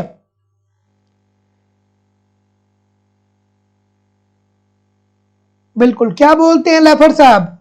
क्या बोलते हैं लेफर साहब? यही तो बोलते हैं ना कि कर की सीमांत दर एक सीमा से ज्यादा हो जाती है तो आयकर राजस्व जो होता है उसमें कमी आने लगती है, वो घटने लगता है। तो जितने लोग भी डी बोल रहे हैं ठीक बोल रहे हैं। अगला कि कर देय क्षमता एक फलन है। कर देय क्षमता एक फलन है, बताइए। अनीस पंडित जी, राजेश कुमार सिंह जी, सरिता दुबे जी, सुरेखा गौतम जी, प्रीति सिंह जी, रुचि जी, अंकिता तिवारी जी, अरुधत्ती देवी जी, अमरेश यादव जी, रश्मि तिवारी जी, सुंदरी कुमारी जी, नसीम फातिमा जी। बिल्कुल ठीक है। क्या उत्तर आ रहा है भाई? तस्नीम खान जी, राजकुमार प्रजापति जी, प्रीति सिंह जी, मीनू यादव जी, चलिए एचडी जी, नीलम कुमारी जी, पल्लवी माथुर जी, चंद्रजीत यादव जी। चलिए भैया बताइए। उर्मिला कुमारी जी, राजन सिंह जी, अफजल हसन जी। क्या उत्तर आ रहा है भाई? तो जितने भी महानुभाव क्या बोल रहे हैं? डी बोल रहे हैं, सभी लोग डी बोल रहे हैं, उपरोक्त सभी है। हाँ भैया, सही बात बोल रहे हैं आप कि कर देय क्षमता एक फलन क्या होता है? आय वितरण का। ठीक है, इसमें क्या होता है भैया कि हम अमीर से ज्यादा टैक्स लेते हैं, और जब अमीर से ज्यादा टैक्स लेते हैं तो वो पैसा गवर्नमेंट के पास जाता है, गवर्नमेंट के पास पैसा जाता है तो गवर्नमेंट आधारभूत संरचना पे पैसा खर्च करता है, शिक्षा पे, स्वास्थ्य पे, परिवहन पे, बिजली पे। तो जो निचला तबका होता है वो भी ऊपर उठ के आता है, वो भी उत्पादन करना प्रारंभ करता है। और जब वो भी उत्पादन करेगा तो राष्ट्रीय आय क्या हो जाएगी दोस्तों? बढ़ने लगेगी, और जनसंख्या के आकार का भी। ठीक है, तो जितने लोग भी डी बोल रहे हैं ठीक बोल रहे हैं। अगला प्रश्न, चलिए अगला प्रश्न कि निम्नलिखित में से कौन सा कथन गलत है? Savita Dubey ji, sir economics class का डेमो कैसे मिल सकता है? देखिए, आप नीचे दिए गए नंबर पे व्हाट्सएप मैसेज कर दीजिए, वहां पे आपको मिल जाएगा। और देखिए, एक बात और समझिए कि जब भी आप क्या करते हैं ना कि डेमो क्लास कहीं से भी लेते हैं ना, तो आप अपने दिमाग में ऑलरेडी पहले से ही बना लेते हैं कि हमको समझ में नहीं आ रहा है। और कोई भी अगर जो टॉपिक पढ़ाया जा रहा है तो उसके लिए आपको 4-5 क्लास निरंतर पढ़ना पड़ेगा, तब वो सारी टॉपिक आपको ठीक तरीके से समझ में आएगी। तो बहुत सारे लोग कहते हैं डेमो क्लास, और बस देख लेते हैं, 2 मिनट क्लास को देखेंगे और कहेंगे भैया गड़बड़। ठीक है, तो भैया अगर जो पूरा पढ़ेंगे नहीं, धैर्य बना करके नहीं पढ़ेंगे, तो उस डेमो क्लास को के लेने का कोई मतलब नहीं होगा। तो जब तक आप 2-3 क्लास ठीक तरीके से पढ़ते नहीं है तब तक थोड़ी आपको कुछ पता चलेगा, है ना? चलिए, क्या उत्तर आएगा भाई कि निम्नलिखित में से कौन सा कथन गलत है? कौन सा कथन गलत है? तो जितने लोग भी बोल रहे हैं सी, सभी लोग का उत्तर यहाँ पे बिल्कुल ठीक है कि एडम स्मिथ ने करारोपण के 5 नियम नहीं दिए थे सर, करारोपण के वो 4 नियम दिए थे। कौन कौन से नियम दिए थे? कहते कि देखिए, कर ऐसा होना चाहिए जिसमें समता लागू होता हो, कर जो होना चाहिए वो मितव्ययी होना चाहिए, कर जो होना चाहिए वो निश्चित होना चाहिए, और कर ऐसा होना चाहिए जो टैक्स पेयर के लिए सुविधाजनक होना चाहिए। अगला,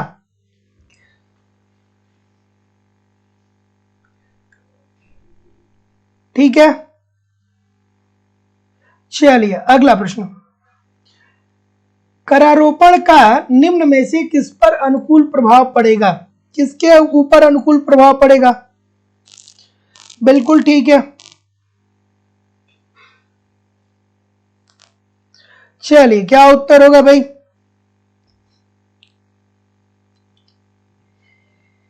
सी बोल रहे हैं। ऑप्शन नंबर और कोई?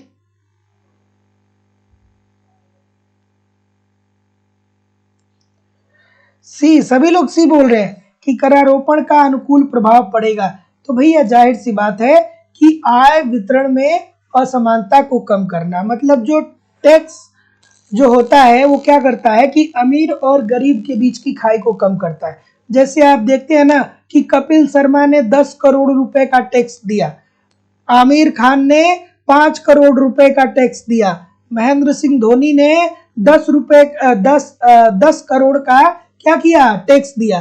तो ये जितने भी अमीर हैं, जब इतने सारे ये पैसा दे रहे हैं तो गवर्नमेंट के पास ये आय आ रहा है, तो गवर्नमेंट इस आय को कहां पे व्यय करेगी, अर्थव्यवस्था के आधारभूत संरचना को बेहतर करने में, शिक्षा को बेहतर करने में, स्वास्थ्य को बेहतर करने में, परिवहन को बेहतर करने में, बिजली को बेहतर करने में। और ये सारी चीजें, अगर जो अच्छी बिजली किसी गरीब को मिल रहा है, अच्छी सड़क किसी गरीब को मिल रहा है, तो वो क्या करेगा कि वो अपने किसी न किसी वस्तु का उत्पादन करना शुरू कर देगा। जैसे मान लीजिए कि आप एक गांव में रहते हैं और आपसे गांव और शहर के बीच की दूरी 10 किलोमीटर है। तो अगर जो सरकार आपको रोड की कनेक्टिविटी अच्छी दे देती है, गवर्नमेंट आपको बिजली अच्छी दे देती है, तो आप अपने गांव में क्या कर सकते हैं, फूलों की खेती कर सकते हैं। ठीक है, फूलों की क्या कर सकते हैं, आप खेती कर सकते हैं अपने गांव में, और फूल ले जा करके क्या कर सकते हैं, शहरों में बेच सकते हैं। तो ऐसी स्थिति में आपकी आय में भी वृद्धि हो जाएगी। तो ऐसी स्थिति में अमीर और गरीब के बीच की जो खाई होगी वो कम होगी, क्योंकि जो निचला वर्ग है वो भी अब उत्पादन में सक्रिय हो रहा है। तो ऐसी स्थिति में अमीर और गरीब के बीच की खाई कम होगी और आय वितरण में असमानता भी कम होगी। ठीक है, अगला, सड़क अच्छी चाहिए तभी ले जाकर के फूलों की खेती करके आप शहर में बेच पाएंगे। पता चले उखड़ खाबड़ रोड है, तो फूलों को क्या किए हैं कि किसी वाहन पे रखे हैं, 2 बार इधर उधर हुआ, सारा फूल क्या हो गया, कुचल के खत्म हो गया। है कि नहीं है, हो जाएगा कि नहीं हो जाएगा। तो ऐसी स्थिति में गवर्नमेंट की जिम्मेदारी बनती है कि अच्छी रोड दे, और वर्तमान गवर्नमेंट जो है वो रोड अच्छी देना चाहिए भैया। वर्तमान समय में जो हमारी गवर्नमेंट है वो अच्छी सड़क सुविधा दे रही है, इसमें कहीं कोई दो राय नहीं। न्याय की दृष्टि से सर्वोत्तम करारोपण होता है जब, क्या बोलेंगे सर, तो जितने लोग भी सी बोलेंगे कि देखिए सर जी, सीमांत त्याग में समानता हो। बिल्कुल ठीक है, न्याय की दृष्टिकोण से सर्वोत्तम करारोपण तब होगा जब सीमांत त्याग में समानता हो। जैसे 5 रुपए की अगर जो पार्ले जी बिस्किट आप खरीदते हैं, तो 5 रुपए पे अमीर भी उतना ही टैक्स देता है जितना गरीब देता है। ठीक है, लेकिन यहाँ पे सीमांत त्याग दोनों की बराबर नहीं है। अमीर के लिए 1 रुपया टैक्स क्या है, बहुत मामूली है, लेकिन हो सकता है कि गरीब के लिए 1 रुपए का मायने हो। ठीक है, तो ऐसी स्थिति में यहाँ सीमांत त्याग बराबर नहीं है। तो सीमांत त्याग बराबर कब होगा भैया, सीमांत त्याग तब बराबर होगा कि जितना नुकसान गरीब को 1 रुपए से हो रहा है, उतना ही उसी प्रकार का नुकसान अमीर को हो। अर्थात 1 रुपए की वैल्यू अमीर के लिए क्या है दोस्तों, ज्यादा है, गरीब के लिए कम है। तो अब इससे आप थोड़ा सा ज्यादा टैक्स ले लीजिए। तो सीमांत त्याग जो होना चाहिए वो समान होना चाहिए। तो जितने लोग भी ऑप्शन नंबर क्या बोल रहे हैं, सी बोल रहे हैं, ठीक बोल रहे हैं।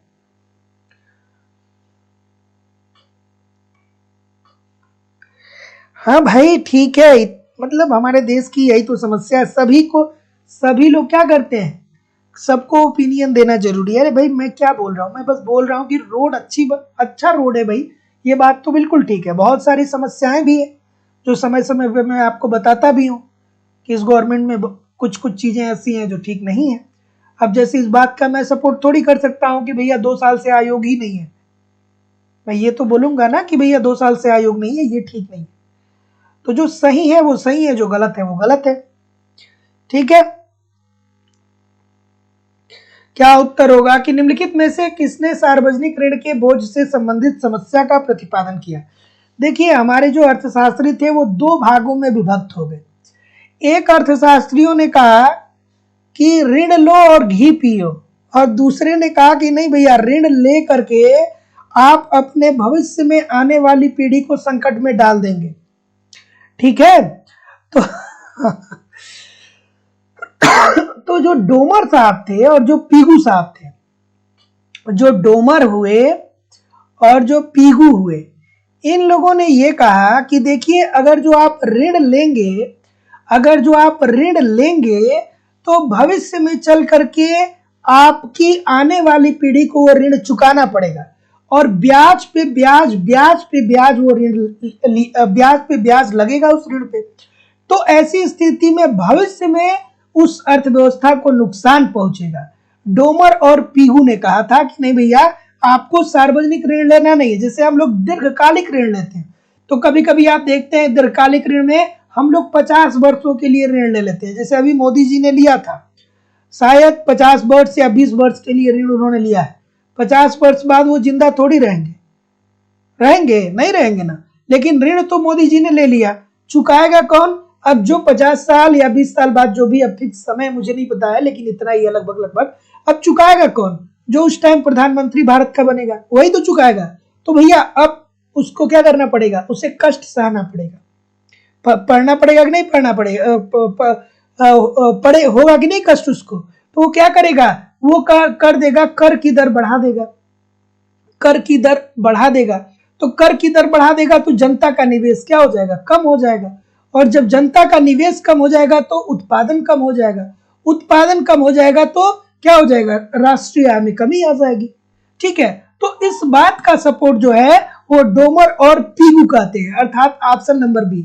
और वहीं दूसरे अर्थशास्त्री हुए जिसमें एडम स्मिथ भी आते हैं, जिसमें रिकार्डो भी आते हैं, जिसमें लर्नर भी आते हैं और हैंसन भी आते हैं। ठीक है, जैसे लर्नर को यहाँ पे ले लीजिए। इन्होंने ये कहा कि भैया आप ऋण लीजिए, आप जब ऋण लेंगे तो आपके पास पैसा ज्यादा होगा, जब पैसा ज्यादा होगा तो आप निवेश ज्यादा करेंगे, और जब आप निवेश ज्यादा करेंगे तो ऐसी स्थिति में अर्थव्यवस्था में उत्पादन का स्तर वर्तमान में बढ़ेगा और आपकी राष्ट्रीय आय क्या हो जाएगी? बढ़ जाएगी। राष्ट्रीय आय आपकी क्या हो जाएगी? बढ़ जाएगी। तो ये लर्नर हो गए, हैंसन हो गए और एडम स्मिथ हो गए, इन लोगों ने कहा कि भैया ऋण लीजिए और ऋण लेकर के अपने निवेश को बढ़ाइए जिससे आपकी राष्ट्रीय आय बढ़ेगी। लेकिन ये जो डोमर हुए, जो पीगू हुए, वो कहे नहीं भैया आप ऋण मत लीजिए, नहीं तो भविष्य में आने वाली जो पीढ़ी है ना वो बर्बाद हो जाएगी। क्यों? क्योंकि गवर्नमेंट के ऊपर बहुत ज्यादा जब ऋण होगा तो ऐसी स्थिति में कर की दर बढ़ेगी, कर की दर बढ़ेगी तो निवेश कम हो जाएगा, उत्पादन कम हो जाएगा। जैसे पाकिस्तान की बात करें तो पाकिस्तान क्यों दिन प्रतिदिन दिवालिया होता जा रहा है? पाकिस्तान जैसा देश दिन प्रतिदिन दिवालिया क्यों होता जा रहा है? क्योंकि वो ऋण पे ही जी रहे हैं सब, वो ऋण पे ही जी रहे हैं सब, है ना। तो पाकिस्तान जैसा देश की समस्या यही है कि उनके ऋण का भार इतना ज्यादा हो गया है कि ऐसी स्थिति में उस देश में बहुत समस्या आ गई है। इसीलिए वहां की वस्तुएं जो है वो बहुत आम जनता के लिए जो वस्तुएं हैं वो बहुत महंगी हो गई है, क्योंकि कर की दर को बढ़ा दिया गया है। ठीक है, तो उस देश का क्या होगा भैया? तो जितने लोग भी बी बोल रहे हैं ठीक बोल रहे हैं। अगला, मध्यकालिक ऋण की समयावधि क्या होती है? चलिए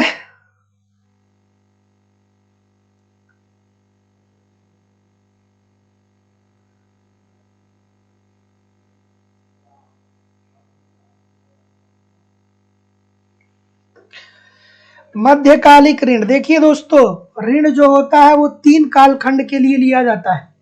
एक होता है अल्पकाल, अल्पकाल, दूसरा होता है मध्यकाल, मध्यकाल, और तीसरा होता है दीर्घकाल, दीर्घकाल।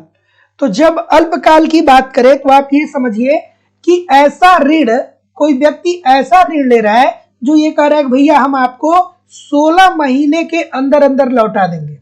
ठीक है, अगर जो आपसे कोई ये ऋण कह रहा है कि भैया हम 16 महीने के अंदर अंदर ऋण लौटा देंगे तो वो अल्पकाल ऋण है।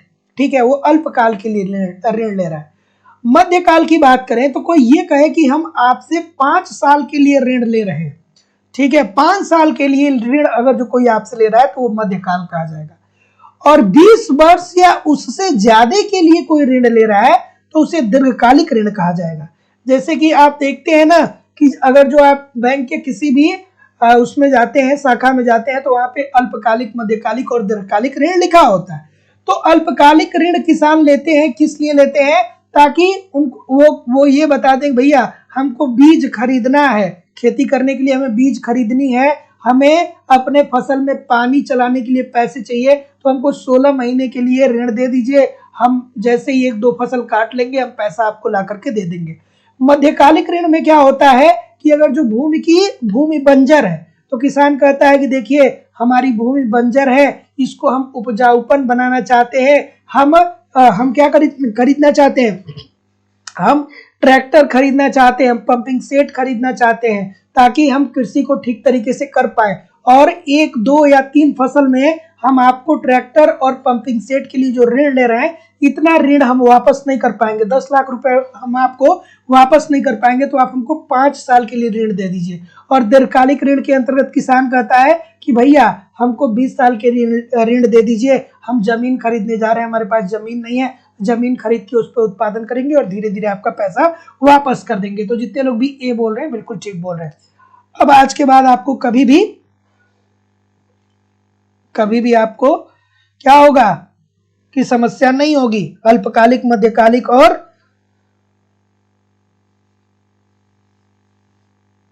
ठीक है। चलिए क्या उत्तर आ रहा है सर? सी बोल रहे हैं। सी के अलावा कोई और है? सी के अलावा कोई और है क्या सर? नहीं है, सभी लोग सी बोल रहे हैं। तो जितने लोग भी सी बोल रहे हैं आगम घाटा बिल्कुल ठीक है। तो जब सरकार का चालू आय कम हो चालू व्यय से तो इसे आगम घाटा बोला जाता है, याद रखिएगा, इजी सी बात है। अगला, यदि सरकार द्वारा दिया गया ब्याज प्राथमिक घाटे में जोड़ दिया जाए तो वह किसके बराबर होगा? यदि सरकार द्वारा दिया गया ब्याज प्राथमिक घाटे में जोड़ दिया जाता है तो वो किसके बराबर होगा भाई? बिल्कुल ठीक है, बिल्कुल ठीक है।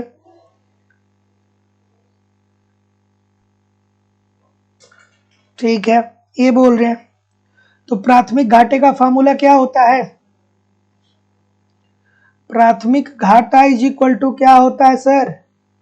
प्राथमिक घाटा इज इक्वल टू क्या होता है? राजकोषीय घाटा। राजकोषीय घाटा, और उसमें से क्या कर देते हैं, किसको घटाते हैं भैया? उसमें से ब्याज को घटा देते हैं, ब्याज भुगतान को घटा देते हैं। तो ऐसी अवस्था में जितने लोग भी ये बोल रहे हैं बिल्कुल ठीक बोल रहे हैं। अगला, थोड़ा सा वीडियो को आप लाइक कर दिया करिए, शेयर भी जरूर कर दिया करिए। इतने सारे लोग क्लास देख रहे हैं फिर भी लाइक और शेयर की संख्या बहुत कम रहती है। और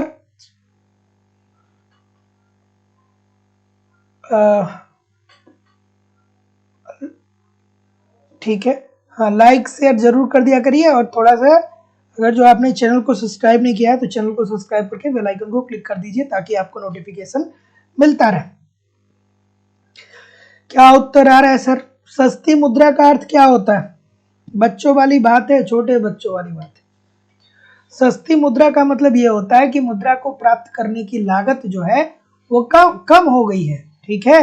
जैसे हम ये कहेंगे अमेरिकी डॉलर से अगर जो भारत की मुद्रा को तुलना करेंगे तो भारत के रुपया को तुलना करेंगे तो आप कहेंगे कि मुद्रा रुपया जो है वो सस्ती मुद्रा है, क्योंकि 1 इकाई अर्थात $1 के बदले हमें लगभग 80 रुपये चुकाना पड़ता है। तो ऐसी स्थिति में सस्ती मुद्रा आपकी रुपए हो जाएगी, क्योंकि मुद्रा को प्राप्त करने की लागत क्या हो गई है, घट गई है। अगला, मुद्रा अपना कार्य ठीक प्रकार से करती है। यदि मुद्रा अपना कार्य ठीक प्रकार से कब करेगी?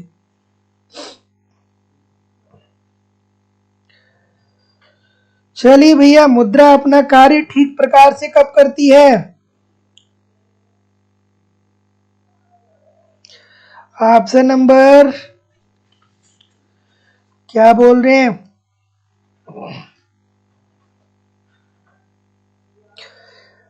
बी बोल रहे हैं, सी बोल रहे हैं, ठीक है। और जितने लोग भी बी बोल रहे हैं सब गलत, सी वाले सब गलत, डी वाले सब सही, ठीक है। जिसमें सर्वमान्यता का गुण हो भैया और जिसका मूल्य सापेक्षिक रूप से स्थिर हो, ठीक है। मुद्रा ठीक तरीके से तभी कार्य करेगी जिसमें सर्वमान्यता की गुण हो। मतलब 10 रुपए आपके पास है तो उस 10 रुपए को दवा की दुकान पे भी ले जाके आप दवा खरीद सके, 10 रुपए को ले जाकर के सब्जी की दुकान पे भी आप सब्जी खरीद सके, 10 रुपए से गोलगप्पे भी आप खा सके। मतलब हर जगह स्वीकार होने चाहिए ये 10 रुपए। और अगर जो कोई कहता है कि नहीं हम नहीं लेंगे तो उसके खिलाफ आप कानूनी कार्यवाही भी कर सकते हैं, ठीक है। अगर जो कोई कहता है कि हम 10 रुपए का नोट नहीं लेंगे तो उसके ऊपर आप कानूनी कार्यवाही कर सकते हैं। आरबीआई आपको पूरी आजादी देता है। तो सर्व मान्यता का गुण हो, मतलब हर जगह क्या होता हो, ये सभी लोग इसे स्वीकार करते हो और इसका मूल्य सापेक्षिक रूप से स्थिर हो। मतलब 10 रुपए की वैल्यू बिल्कुल स्थिर है, 100 रुपए की वैल्यू अलग है, 1000 की वैल्यू अलग है, 500 की वैल्यू अलग है, तो स्थिर ही तो है ना। तो डी बिल्कुल ठीक है। अगला कि कौन सी मुद्रा वह परिसंपत्ति है यद्यपि मूल्य संचय के रूप में कार्य करती है किंतु आसानी से नकदी में परिवर्तित की जा सकती है, अर्थात विनिमय के माध्यम के रूप में प्रयोग की जा सकती है। ठीक है। और दोस्तों हारना नहीं है ना। जिंदगी में जब तक जीतना नहीं है तब तक प्रयास करते रहना है ना। और जिंदगी में अगर जो खूब अच्छे से लड़ के हार भी मिल गई दोस्तों, एक तो ऐसा होने वाला नहीं है कि आप लड़ के हार जाएंगे, ऐसा हुआ नहीं आज तक और आपके साथ भी नहीं होगा। लेकिन अगर जो ऐसी भी स्थिति होगी तो जिंदगी में कभी भी आप अपने आंख में आंख मिला करके ये बात कर सकते हैं कि यार हमने तो अपने तरफ से सब कुछ किया, हमने तो अपने तरफ से सब कुछ किया, अपना बेस्ट दिया, नहीं हुआ कोई बात नहीं। लेकिन अगर जो आज से 10 साल बाद आपको पीछे मुड़ के ये सोचना पड़े कि काश मेहनत अपना मैंने बेस्ट कर लिया होता, मैंने बेस्ट दे दिया होता, तो आज हमारी स्थिति कुछ अलग होती। तो उस पछतावा के लिए अपने आप को छोड़ना नहीं है, उस पछतावा के लिए आपको छोड़ना नहीं है। और मैं बार बार बोलता हूं कि जो लोग भी मेहनत कर रहे हैं, आज नहीं तो कल जब भी आपको मंच मिलेगा ना, तो आप जिंदगी में बहुत अच्छा करेंगे। जो लोग आपसे साल भर पहले, 2 साल पहले टीचर बन गए हैं ना, हो सकता है कि आप उनसे कहीं बहुत बेहतर करें जिंदगी में। जिनको आपसे पहले सफलता मिल गई है उनसे आप हो सकता है कि बहुत बेहतर करें। क्योंकि अक्सर देखा जाता है कि जिंदगी में जो व्यक्ति लंबी असफलता पाता है ना, वही क्या करता है, सबसे ज्यादा ऊंचाई पे वही जाता है। जिंदगी में जो लंबे सालों तक असफलता पाता है ना, वही, उसी को आप उठा करके देखेंगे तो जिंदगी में वो समाज में सबसे टॉप पे वही होता है। लेकिन उसको असफलता मिलता रहता है, अनुभव को इकट्ठा करता रहता है, धीरे धीरे चलता रहता है और एक समय ऐसा आता है जब उसे मंच मिल जाता है। और जब मंच मिल जाता है तब तो ऐसी की तैसी करके रख ही देता है। ठीक है। मतलब क्या करता है कि अपने पूरे अनुभव को, ठीक है, अपने पूरे ज्ञान को सब कुछ सामने लाता है और फिर उसका टक्कर कोई कर नहीं पाता है। तो अगर जो आप मेहनत कर रहे हैं तो भैया करते रहिए। ठीक है। जिंदगी में बहुत कुछ बदलेगा, सब कुछ बदलेगा, लेकिन क्या करिए कि थोड़ा सा धैर्य दिखाइए, है ना। क्या उत्तर होगा भैया, क्या उत्तर होगा? सी बोल रहे हैं, सदृश्य मुद्रा की बात बोल रहे हैं। तो जितने लोग भी सदृश्य मुद्रा बोल रहे हैं सभी लोग का उत्तर यहाँ पे बिल्कुल ठीक है। और ये जो सदृश्य मुद्रा होती है इसमें क्या होती है कि विनिमय का गुण होता है भैया, कि आप क्या करते हैं, मुद्रा देते हैं, किसी वस्तु को लेते हैं। तो कौन सी मुद्रा वह परिसंपत्ति है जो यद्यपि मूल्य संचय के रूप में कार्य करती है किंतु आसानी से नकदी में परिवर्तित की जा सकती है, अर्थात विनिमय के माध्यम के रूप में प्रयोग की जा सकती है। तो जितने लोग भी सी बोल रहे हैं बिल्कुल ठीक बोल रहे हैं। अगला प्रश्न। और जिंदगी में जब भी पता है, जब भी थोड़ा बहुत उदासी लगे, जब भी लगे यार ठीक है इरिटेशन हो रहा है, तो क्या करिए यार, सब बढ़िया होगा, हम है ना। अपने ऊपर विश्वास रखिए। जिंदगी में सब कुछ बुरा हो रहा है, कोई दिक्कत नहीं, होने दीजिए, लेकिन एक कोने में इस बात को जरूर रखिए कि यार सब सुधार दूंगा, सब बेहतर कर दूंगा, अपने मेहनत के द्वारा सब कुछ अच्छा कर दूंगा, आज नहीं तो कल कर दूंगा, कल नहीं तो परसों कर दूंगा, सब कुछ पलट दूंगा। इस प्रकार की भावना रखे रहिए जो आपको मोटिवेट करेगा, आपको ऊर्जा देगा। आजकल लोग असफल इसीलिए हो जा रहे हैं, उनके पास ऊर्जा ही नहीं है। और ये सोचिए कि यार करना है, कुछ भी हो जाए करके मानेंगे, ठीक है, कुछ बड़ा करेंगे। चलिए क्या उत्तर आ रहा है भाई? तो निम्नलिखित में से कौन सा एक मुद्रा का कार्य नहीं है? मुद्रा का कार्य इसमें से कौन सा नहीं है, बताइए सर। मुद्रा का कार्य कौन सा नहीं है? ऑप्शन नंबर क्या बोल रहे हैं? बिल्कुल ठीक है, ये बोल रहे हैं मूल्य की इकाई ये नहीं होती है। मुद्रा जो होती है ये मूल्य की इकाई नहीं होती है। क्या है, मुद्रा के कितने प्रकार होते हैं, मुद्रा के कितने कार्य होते हैं। तो दोस्तों एक प्रोफेसर कीनले हुए, याद रखिएगा इनको। प्रोफेसर कीनले ने क्या किया कि मुद्रा को के कार्य को 3 भागों में बांटा। पहला कहा कि मुद्रा के कुछ आरंभिक कार्य होते हैं। तो आरंभिक कार्य में कहा कि ये विनिमय का माध्यम है और ये मूल्य का मापक है, ठीक है। उसके बाद बताया कि मुद्रा का आकस्मिक कार्य। तो मुद्रा का आकस्मिक कार्य के अंतर्गत उन्होंने बताया कि मुद्रा साख का आधार होता है। और मुद्रा का जो तीसरा कार्य बताया था वो बताया था कि मूल्य के गौण कार्य। तो मूल्य के गौण कार्य का मतलब ये हुआ कि मूल्य का संचय करना और मूल्य का हस्तांतरण करना। तो जितने भी महानुभाव ए बोल रहे हैं सभी लोग का उत्तर यहाँ पे बिल्कुल ठीक हो जाएगा। क्रय शक्ति का हस्तांतरण करना, भैया ये मुद्रा के गौण कार्य के अंतर्गत आते हैं, ठीक है। मूल्य का संचय या क्रय शक्ति का हस्तांतरण, ठीक है, ये उत्तर राइट होगा। चलिए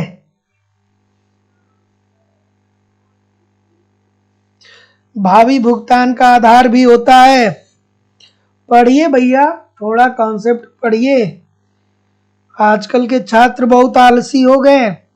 सर क्वेश्चन ला रहे, उत्तर भी ला रहे और सर व्याख्या भी कर दे रहे। कॉपी पेन लेकर के बैठने की क्या जरूरत है, लेकर के बैठा करिए, थोड़ा सा लिखा करिए। कॉपी पेन लेकर के बैठा करिए, थोड़ा सा लिखा करिए, है ना। लिखने की आदत मत छोड़िए।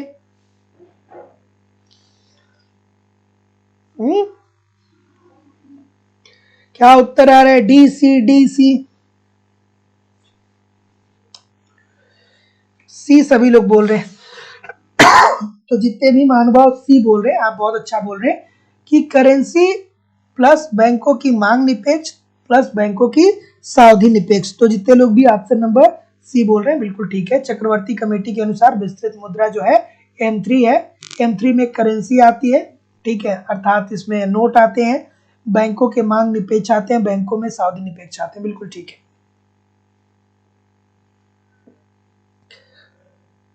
ठीक है,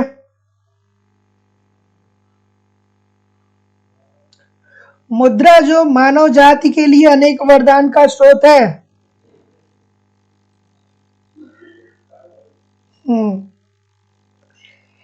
यही तो छोटा छोटा जिंदगी में ट्रिक समझना है। जिंदगी में छोटे छोटे ट्रिक को समझना है। जैसे ठंडियों का मौसम है तो लोग बिल्कुल बिस्तर में रजाई के अंदर बैठ करके या मोबाइल लेकर के पढ़ रहे हैं। ऐसा आपको बिल्कुल नहीं करना है, ठीक है। आपको क्या करना है कि बढ़िया से कपड़ा पहनना है, ठीक है, जो ठंडी रोक सके। और पैर में क्या पहनना है, शूज पहनना है। जैसे ऐसे लगे कि आप कहीं मेंटेन है, कोई ऑफलाइन क्लासेस आप कर रहे हैं। आराम से कुर्सी पे मेज पे बैठ के पढ़िए, एक आध कप कॉफी चाय मंगा लीजिए, बहुत मजा आएगा। लेकिन बिस्तर में जब बैठ के आप पढ़ेंगे तो आपको केवल आलस आएगा, इरिटेशन होगा, बेचैन होंगे, परेशान होंगे। लेकिन ये छोटा सा ट्रिक अपना लेंगे कि शूज पहन लिए, बढ़िया से कपड़ा पहन लिए और कुर्सी मेज पे बैठ के पढ़ रहे, तो आप लंबे समय तक पढ़ भी सकते हैं। आपका कंसंट्रेशन भी बेहतर हो सकता है और आपको मजा भी बहुत आने वाला है ना। तो इस बात को समझिए, है ना। चलिए अरे मतलब बढ़िया का मतलब ये जो ठंड को रोक पाए, है ना। हम ये नहीं कह रहे हैं कि जो ठंड को रोक पाए उसकी मैं बात कर रहा हूं। चलिए इस प्रश्न का उत्तर करिए कि मुद्रा जो मानव जाति के लिए अनेक वरदान का स्रोत है, यदि नियंत्रित न किया जाए तो विपत्ति और विभ्रम का स्रोत हो जाएगा। ये कथन किसने किया था, ये कहा था कि रॉबर्टसन ने कहा था। पता है, बहुत बड़ी बात बताया, आपने मजाक बना दिया उसका। मैंने बहुत बड़ी बात बताई लेकिन बहुत सारे लोग इस पे हंसने लगे, है ना। ये बहुत बड़ी बात मैं बता रहा हूँ, करना चाहिए आपको, करेंगे तो मजा आएगा। तो जितने लोग भी ए बोल रहे हैं ठीक बोल रहे हैं कि मुद्रा को मानव जाति के लिए वरदान समझना चाहिए, क्योंकि मुद्रा से क्या हो सकता है कि सब कुछ खरीदा जा सकता है, ठीक है। विलासिता की वस्तुओं को खरीद सकते हैं, आनंद की अनुभूति कर सकते हैं मुद्रा है तो। लेकिन बहुत ज्यादा पैसा हो जाएगा, ब्लैक मनी हो जाएगा, तो सरकार आपके पीछे पड़ जाएगी, तो आपको जेल हो जाएगा, विपत्ति आपके ऊपर आ जाएगी। रॉबर्टसन ने कहा, अच्छी बात कही। अगला, मुद्रा गुणक का अनुपात। मुद्रा गुणक का अनुपात क्या होता है भाई? है, चलिए क्या उत्तर होगा? और जैसे जो बहुत ज्यादा बोलता है, जैसे मैं 2 घंटे की आपकी क्लास ले रहा हूं, तो आप हमारी हर एक शब्दों पे जाएंगे, तो भैया मैं भी इंसान हूं, कभी कभी कोई शब्द फिसल सकता है, मतलब जो मैं बोलना चाहता हूं उसके स्थान पे कोई दूसरा शब्द हमने बोल दिया। ठीक है, तो इस बात को समझिए। इसीलिए बहुत बड़े बड़े वक्ता जो होते हैं वो आप देखते हैं कि कभी कभी गलत शब्दों का इस्तेमाल कर देते हैं, क्योंकि उनका माइंड कुछ और होता है, कहना कुछ और चाहते हैं, लेकिन गलती से कुछ शब्द अलग आ जाता है। ठीक है, तो जो बहुत ज्यादा बोल रहा है उसके शब्दों को कभी कभी क्या कर दिया जाता है, समझ लिया जाता है कि ठीक है गलती से निकल गया होगा। चलिए क्या उत्तर आ रहा है भाई? कि मुद्रा गुणक का अनुपात होता है, तो जितने भी महानुभाव क्या बोल रहे हैं, M3/M0 की बात बोल रहे हैं, M3/M0 की बात बोल रहे हैं, अर्थात सर जी प्राथमिक मुद्रा के परिमाण और मुद्रा के कुल परिमाण की बात बोल रहे हैं। सभी लोग का उत्तर यहाँ पे बिल्कुल 100% ठीक हो जाएगा। Option number C according to the question this is the right answer हो जाएगा। अगला प्रश्न, ठीक है, ठीक है।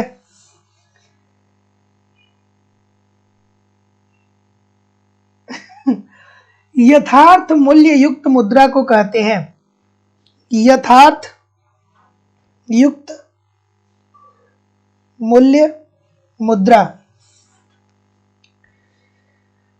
बिल्कुल सही है सर, बहुत अच्छा कर रहे हैं।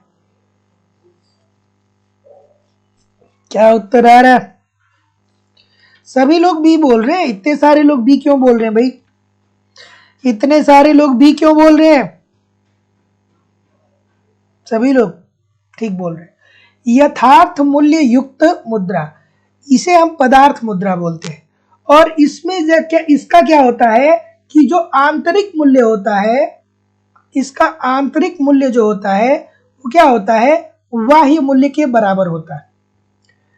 जैसे क्या होता है कि आसान भाषा में मैं अगर जो आपको बताऊं, तो जैसे अभी कुछ दिन पहले, कुछ महीने नहीं, कुछ सालों पहले तक 1 रुपए के सिक्के आपने देखा होगा कि बहुत मोटे मोटे सिक्के आते थे 1 रुपए के।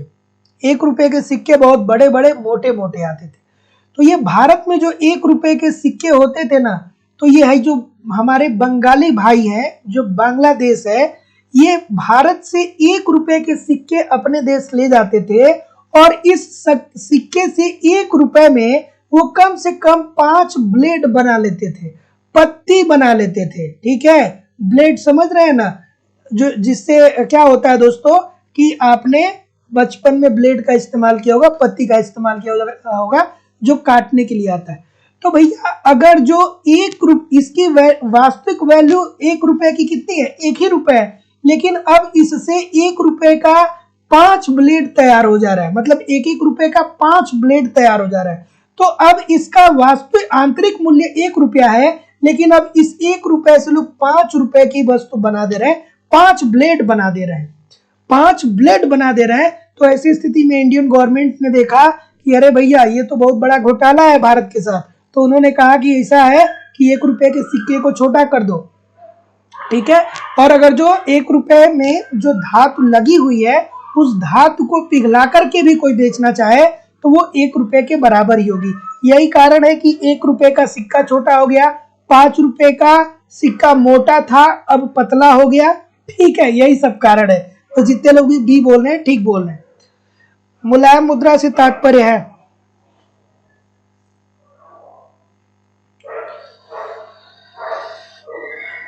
चलिए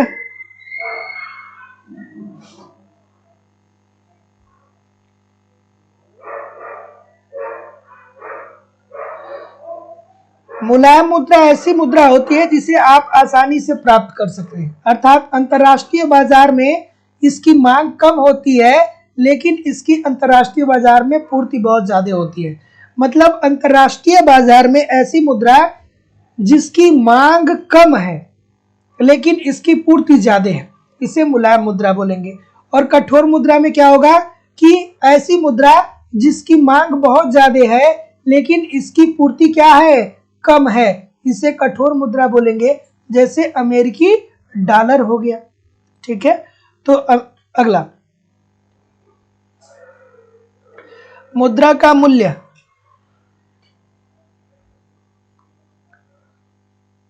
ठीक है, तो मुद्रा का मूल्य में क्या होता है, मुद्रा का मूल्य और कीमत स्तर में विपरीत संबंध होता है कि नहीं होता है सर? होता है ना, सामान्य कीमत स्तर से विपरीत संबंध होता है। अर्थात अगर जो कीमतों में वृद्धि होती है, कीमत अगर जो बढ़ रही है तो मुद्रा का मूल्य क्या होता है, कम होता है। ठीक है, महंगाई बढ़ रही है, वस्तुओं की कीमतें बढ़ रही हैं। पहले 1 रुपए में 4 टॉफियां मिलती थी, अब 1 रुपए में 1 टॉफी मिल रही है। तो ऐसी स्थिति में टॉफी की कीमत बढ़ रही है तो 1 रुपए की वैल्यू कम हो रही है कि नहीं हो रही है? पहले आपको 4 मिलता था, अब आपको 1 ही मिल रहा है। तो कीमत और मूल्य में विपरीत संबंध होता है। अगला, वह दर जिस पर एक देश की मुद्रा दूसरे देश की मुद्रा में रूपांतरित होती है उसे क्या कहा जाता है?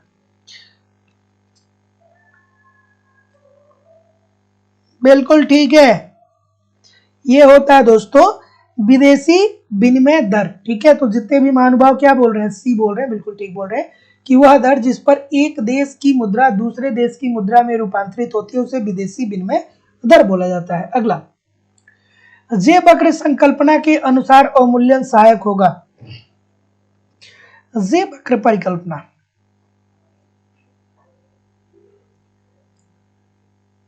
ठीक है, जे वक्र परिकल्पना क्या बोलता है भैया, क्या बोलता है कि अगर जो कोई देश अवमूल्यन करता है, कोई देश अवमूल्यन करता है तो ऐसी स्थिति में अल्पकाल में उस देश को हानि होती है। अवमूल्यन से उस देश को क्या होती है, हानि होती है अल्पकाल में। लेकिन दीर्घ काल में क्या होता है दोस्तों, उसे लाभ मिलता है। ठीक है, लाभ जो उसको मिलता है वो दीर्घ काल में मिलता है। ठीक है, तो अवमूल्यन का जो लाभ है वो दीर्घ काल में मिलेगा। तो ये बात क्या हो जाएगा, सी हो जाएगा, केवल दीर्घ काल में। भारत में डॉलर रुपए की विनिमय दर निर्भर करती है। इतना खूबसूरत सा प्रश्न चल रहा है, इतना मजेदार सा प्रश्न चल रहा है। चलिए, क्या उत्तर आ रहा है भाई? वीडियो को जो लोग भी लाइक शेयर नहीं किए, लाइक शेयर कर दीजिए। निवेदन है सभी लोगों से कि लाइक और शेयर जरूर कर दिया करिए। और जो लोग भी क्लास लेट से ज्वाइन कर रहे हैं, एक बार पुनः क्लास को देख लीजिएगा सर। बिल्कुल ठीक होगा, बहुत अच्छी बात है। रश्मि तिवारी जी, अमरेश यादव जी, सोनी शर्मा जी, बहुत सुंदर बोल रहे हैं आप लोग। तो जितने लोग भी क्या बोल रहे हैं, जितने लोग भी ए बोल रहे हैं, बिल्कुल ठीक बोल रहे हैं कि देखिए कि भारत में डॉलर रुपए की विनिमय दर जो होगी वो मांग व पूर्ति की शक्तियों के आधार पे होगी। रोज देखते हैं ना कि डॉलर क्या हुआ, थोड़ा सा मजबूत हो गया। तो ऐसी स्थिति में अंतरराष्ट्रीय बाजार में मांग व पूर्ति की शक्तियों के आधार पे $1 कितने रुपए के बराबर होगा, इस बात का निर्धारण होता है। तो जितने लोग भी ऑप्शन नंबर ए बोल रहे हैं बिल्कुल ठीक बोल रहे हैं। अगला, लचीली विनिमय दर विचार आधारित है। किस पे आधारित है भाई? लचीली विनिमय दर विचार आधारित है, किस पे आधारित है? क्या उत्तर आ रहा है? सी बोल रहे हैं,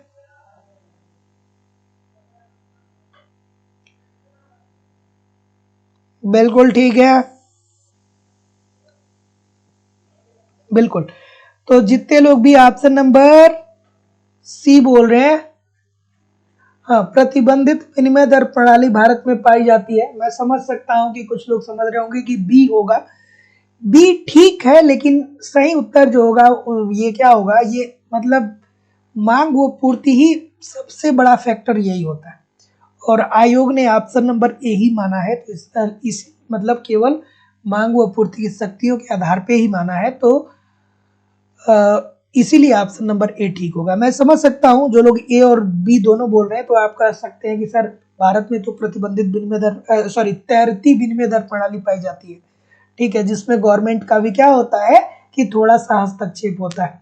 चलिए, तो जितने लोग भी ऑप्शन नंबर क्या बोल रहे हैं, सी बोल रहे हैं, पूर्ति के सिद्धांत पे सभी लोग का उत्तर यहाँ पे बिल्कुल ठीक हो जाएगा कि सर जी मांग व पूर्ति दोनों सिद्धांत पे है, बिल्कुल ठीक है। कि लचीली विनिमय दर का मतलब यह है कि दो देशों के मध्य विनिमय दर का निर्धारण मांग व पूर्ति की शक्तियों के आधार पे होगा, ठीक है। जैसे $1 80 के बराबर है, अर्थात अंतरराष्ट्रीय बाजार में डॉलर की मांग कैसी है और अंतरराष्ट्रीय बाजार में रुपए की मांग कैसी है, तो मांग व पूर्ति की शक्तियों के आधार पे ही क्या होता है दोस्तों, लचीली विनिमय दर का विचार आधारित है। कहीं भी जाइएगा नहीं, कमेंट करके बताइए कितने प्रतिशत प्रश्न आपके सही हुए। और दोस्तों, आपकी इकोनॉमिक्स की दूसरी क्लास दोपहर में 12 बजे से होती है लाइव स्टडी इलाहाबाद के मोबाइल एप्लीकेशन पे, जिसका डिस्क्रिप्शन बॉक्स में लिंक दिया गया है। यहाँ पे हम लोग इकोनॉमिक्स के कंप्लीट कॉन्सेप्ट को पढ़ते हैं, क्योंकि कॉन्सेप्ट पढ़ना दोस्तों बहुत ही जरूरी है। जब तक आपके कॉन्सेप्ट क्लियर नहीं होते हैं, तब तक ऑब्जेक्टिव क्वेश्चन को सॉल्व करने में बहुत सारी कठिनाइयों का सामना करना पड़ता है।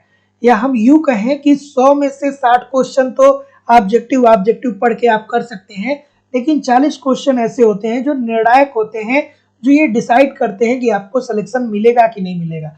उसके लिए आपको कॉन्सेप्ट पढ़ना पड़ेगा। तो इसके लिए दोस्तों दोपहर में 12 बजे से live class live study Allahabad के मोबाइल एप्लीकेशन पे होती है। यहाँ पर आपको A to Z इकोनॉमिक्स के सारे कॉन्सेप्ट पढ़ाए जा रहे हैं, ठीक है। इकोनॉमिक्स के सारे कॉन्सेप्ट्स यहाँ पे आपको पढ़ाए जा रहे हैं। साथ ही साथ दोस्तों आपको कंप्लीट यहाँ पे नोट्स भी दिया जा रहा है, ताकि एक तरफ आप कॉन्सेप्ट पढ़ते रहिए, दूसरी तरफ नोट्स के माध्यम से आप अपना रिवीजन करते रहिए। दोस्तों साथ ही साथ आपको टेस्ट सीरीज दिया जा रहा है, जो कि बहुत महत्वपूर्ण है। टेस्ट दीजिए, ये बात समझिए कि प्रश्न किस चैप्टर से गलत हो रहा है, उस चैप्टर को पढ़िए, फिर दोबारा आप क्या करिए कि टेस्ट दीजिए, जिससे आप अपनी एक्यूरेसी को बेहतर कर पाए। आपको प्रीवियस ईयर के क्वेश्चन पेपर भी यहाँ पे प्रोवाइड होते हैं, और दोस्तों एग्जाम के टाइम आपका करंट भी कवर करा दिया जाता है। लाइफ टाइम की वैलिडिटी है, इट मीन्स अगर जो आप एक बार एडमिशन लेते हैं, तो जब भी कोई भी नया बैच शुरू किया जाएगा तो आपको ऑटोमेटिक वहाँ पे ऐड कर दिया जाएगा। आपको अलग से फीस देने की जरूरत नहीं होगी। हमारी जो बैचेज हैं वो अलग अलग बैचेज हैं, अलग अलग परीक्षाओं के लिए। उत्तर प्रदेश टीजीटी पीजीटी के लिए बिल्कुल अभी नया बैच प्रारंभ हुआ है। उसमें दोस्तों हम लोग अभी स्टार्ट ही किए हैं बेस्ट अर्थशास्त्र को, और उसमें पहला टॉपिक मांग की अवधारणा को पढ़े। तो जो लोग भी ज्वाइन करना चाहते हैं यथाशीघ्र ज्वाइन कर सकते हैं। हमारी जो क्लासेस हैं उत्तर प्रदेश टीजीटी पीजीटी के लिए, झारखंड टीजीटी पीजीटी के लिए, मध्य प्रदेश स्टेट के लिए, मध्य प्रदेश सेट के लिए, LT grade GIC lecturer, UGC net, Uttarakhand LT, Uttarakhand lecturer, साथ ही साथ बिहार टीजीटी पीजीटी, सबके लिए दोस्तों आपको क्लास यहाँ पे देखने को मिलेगा। एडमिशन की बात करें तो डिस्क्रिप्शन बॉक्स में जाकर के एप्लीकेशन को डाउनलोड करके आप डायरेक्ट भी कोर्स को परचेज कर सकते हैं, या वहां से नहीं परचेज कर रहे हैं तो Madhya Pradesh state, Madhya Pradesh SET, UGC NET और असिस्टेंट प्रोफेसर की फीस 2500 रुपए है। Uttar Pradesh TGT PGT, Bihar TGT PGT, Jharkhand TGT PGT, Uttarakhand lecturer, Uttarakhand LT और अन्य परीक्षाओं की फीस केवल और केवल 2000 रुपए है। तो आपको सिंपली दोस्तों अपनी फीस इस नंबर पे पेमेंट करनी होगी, गूगल पे, फोन पे या पेटीएम के माध्यम से, और इसका स्क्रीनशॉट आपको इसी व्हाट्सएप नंबर पे सेंड करना होगा।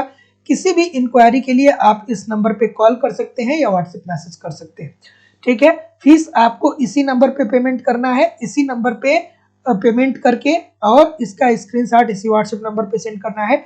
किसी भी इंक्वायरी के लिए, किसी भी समस्या के लिए आप इस नंबर पे कॉल कर सकते हैं या व्हाट्सएप मैसेज कर सकते हैं।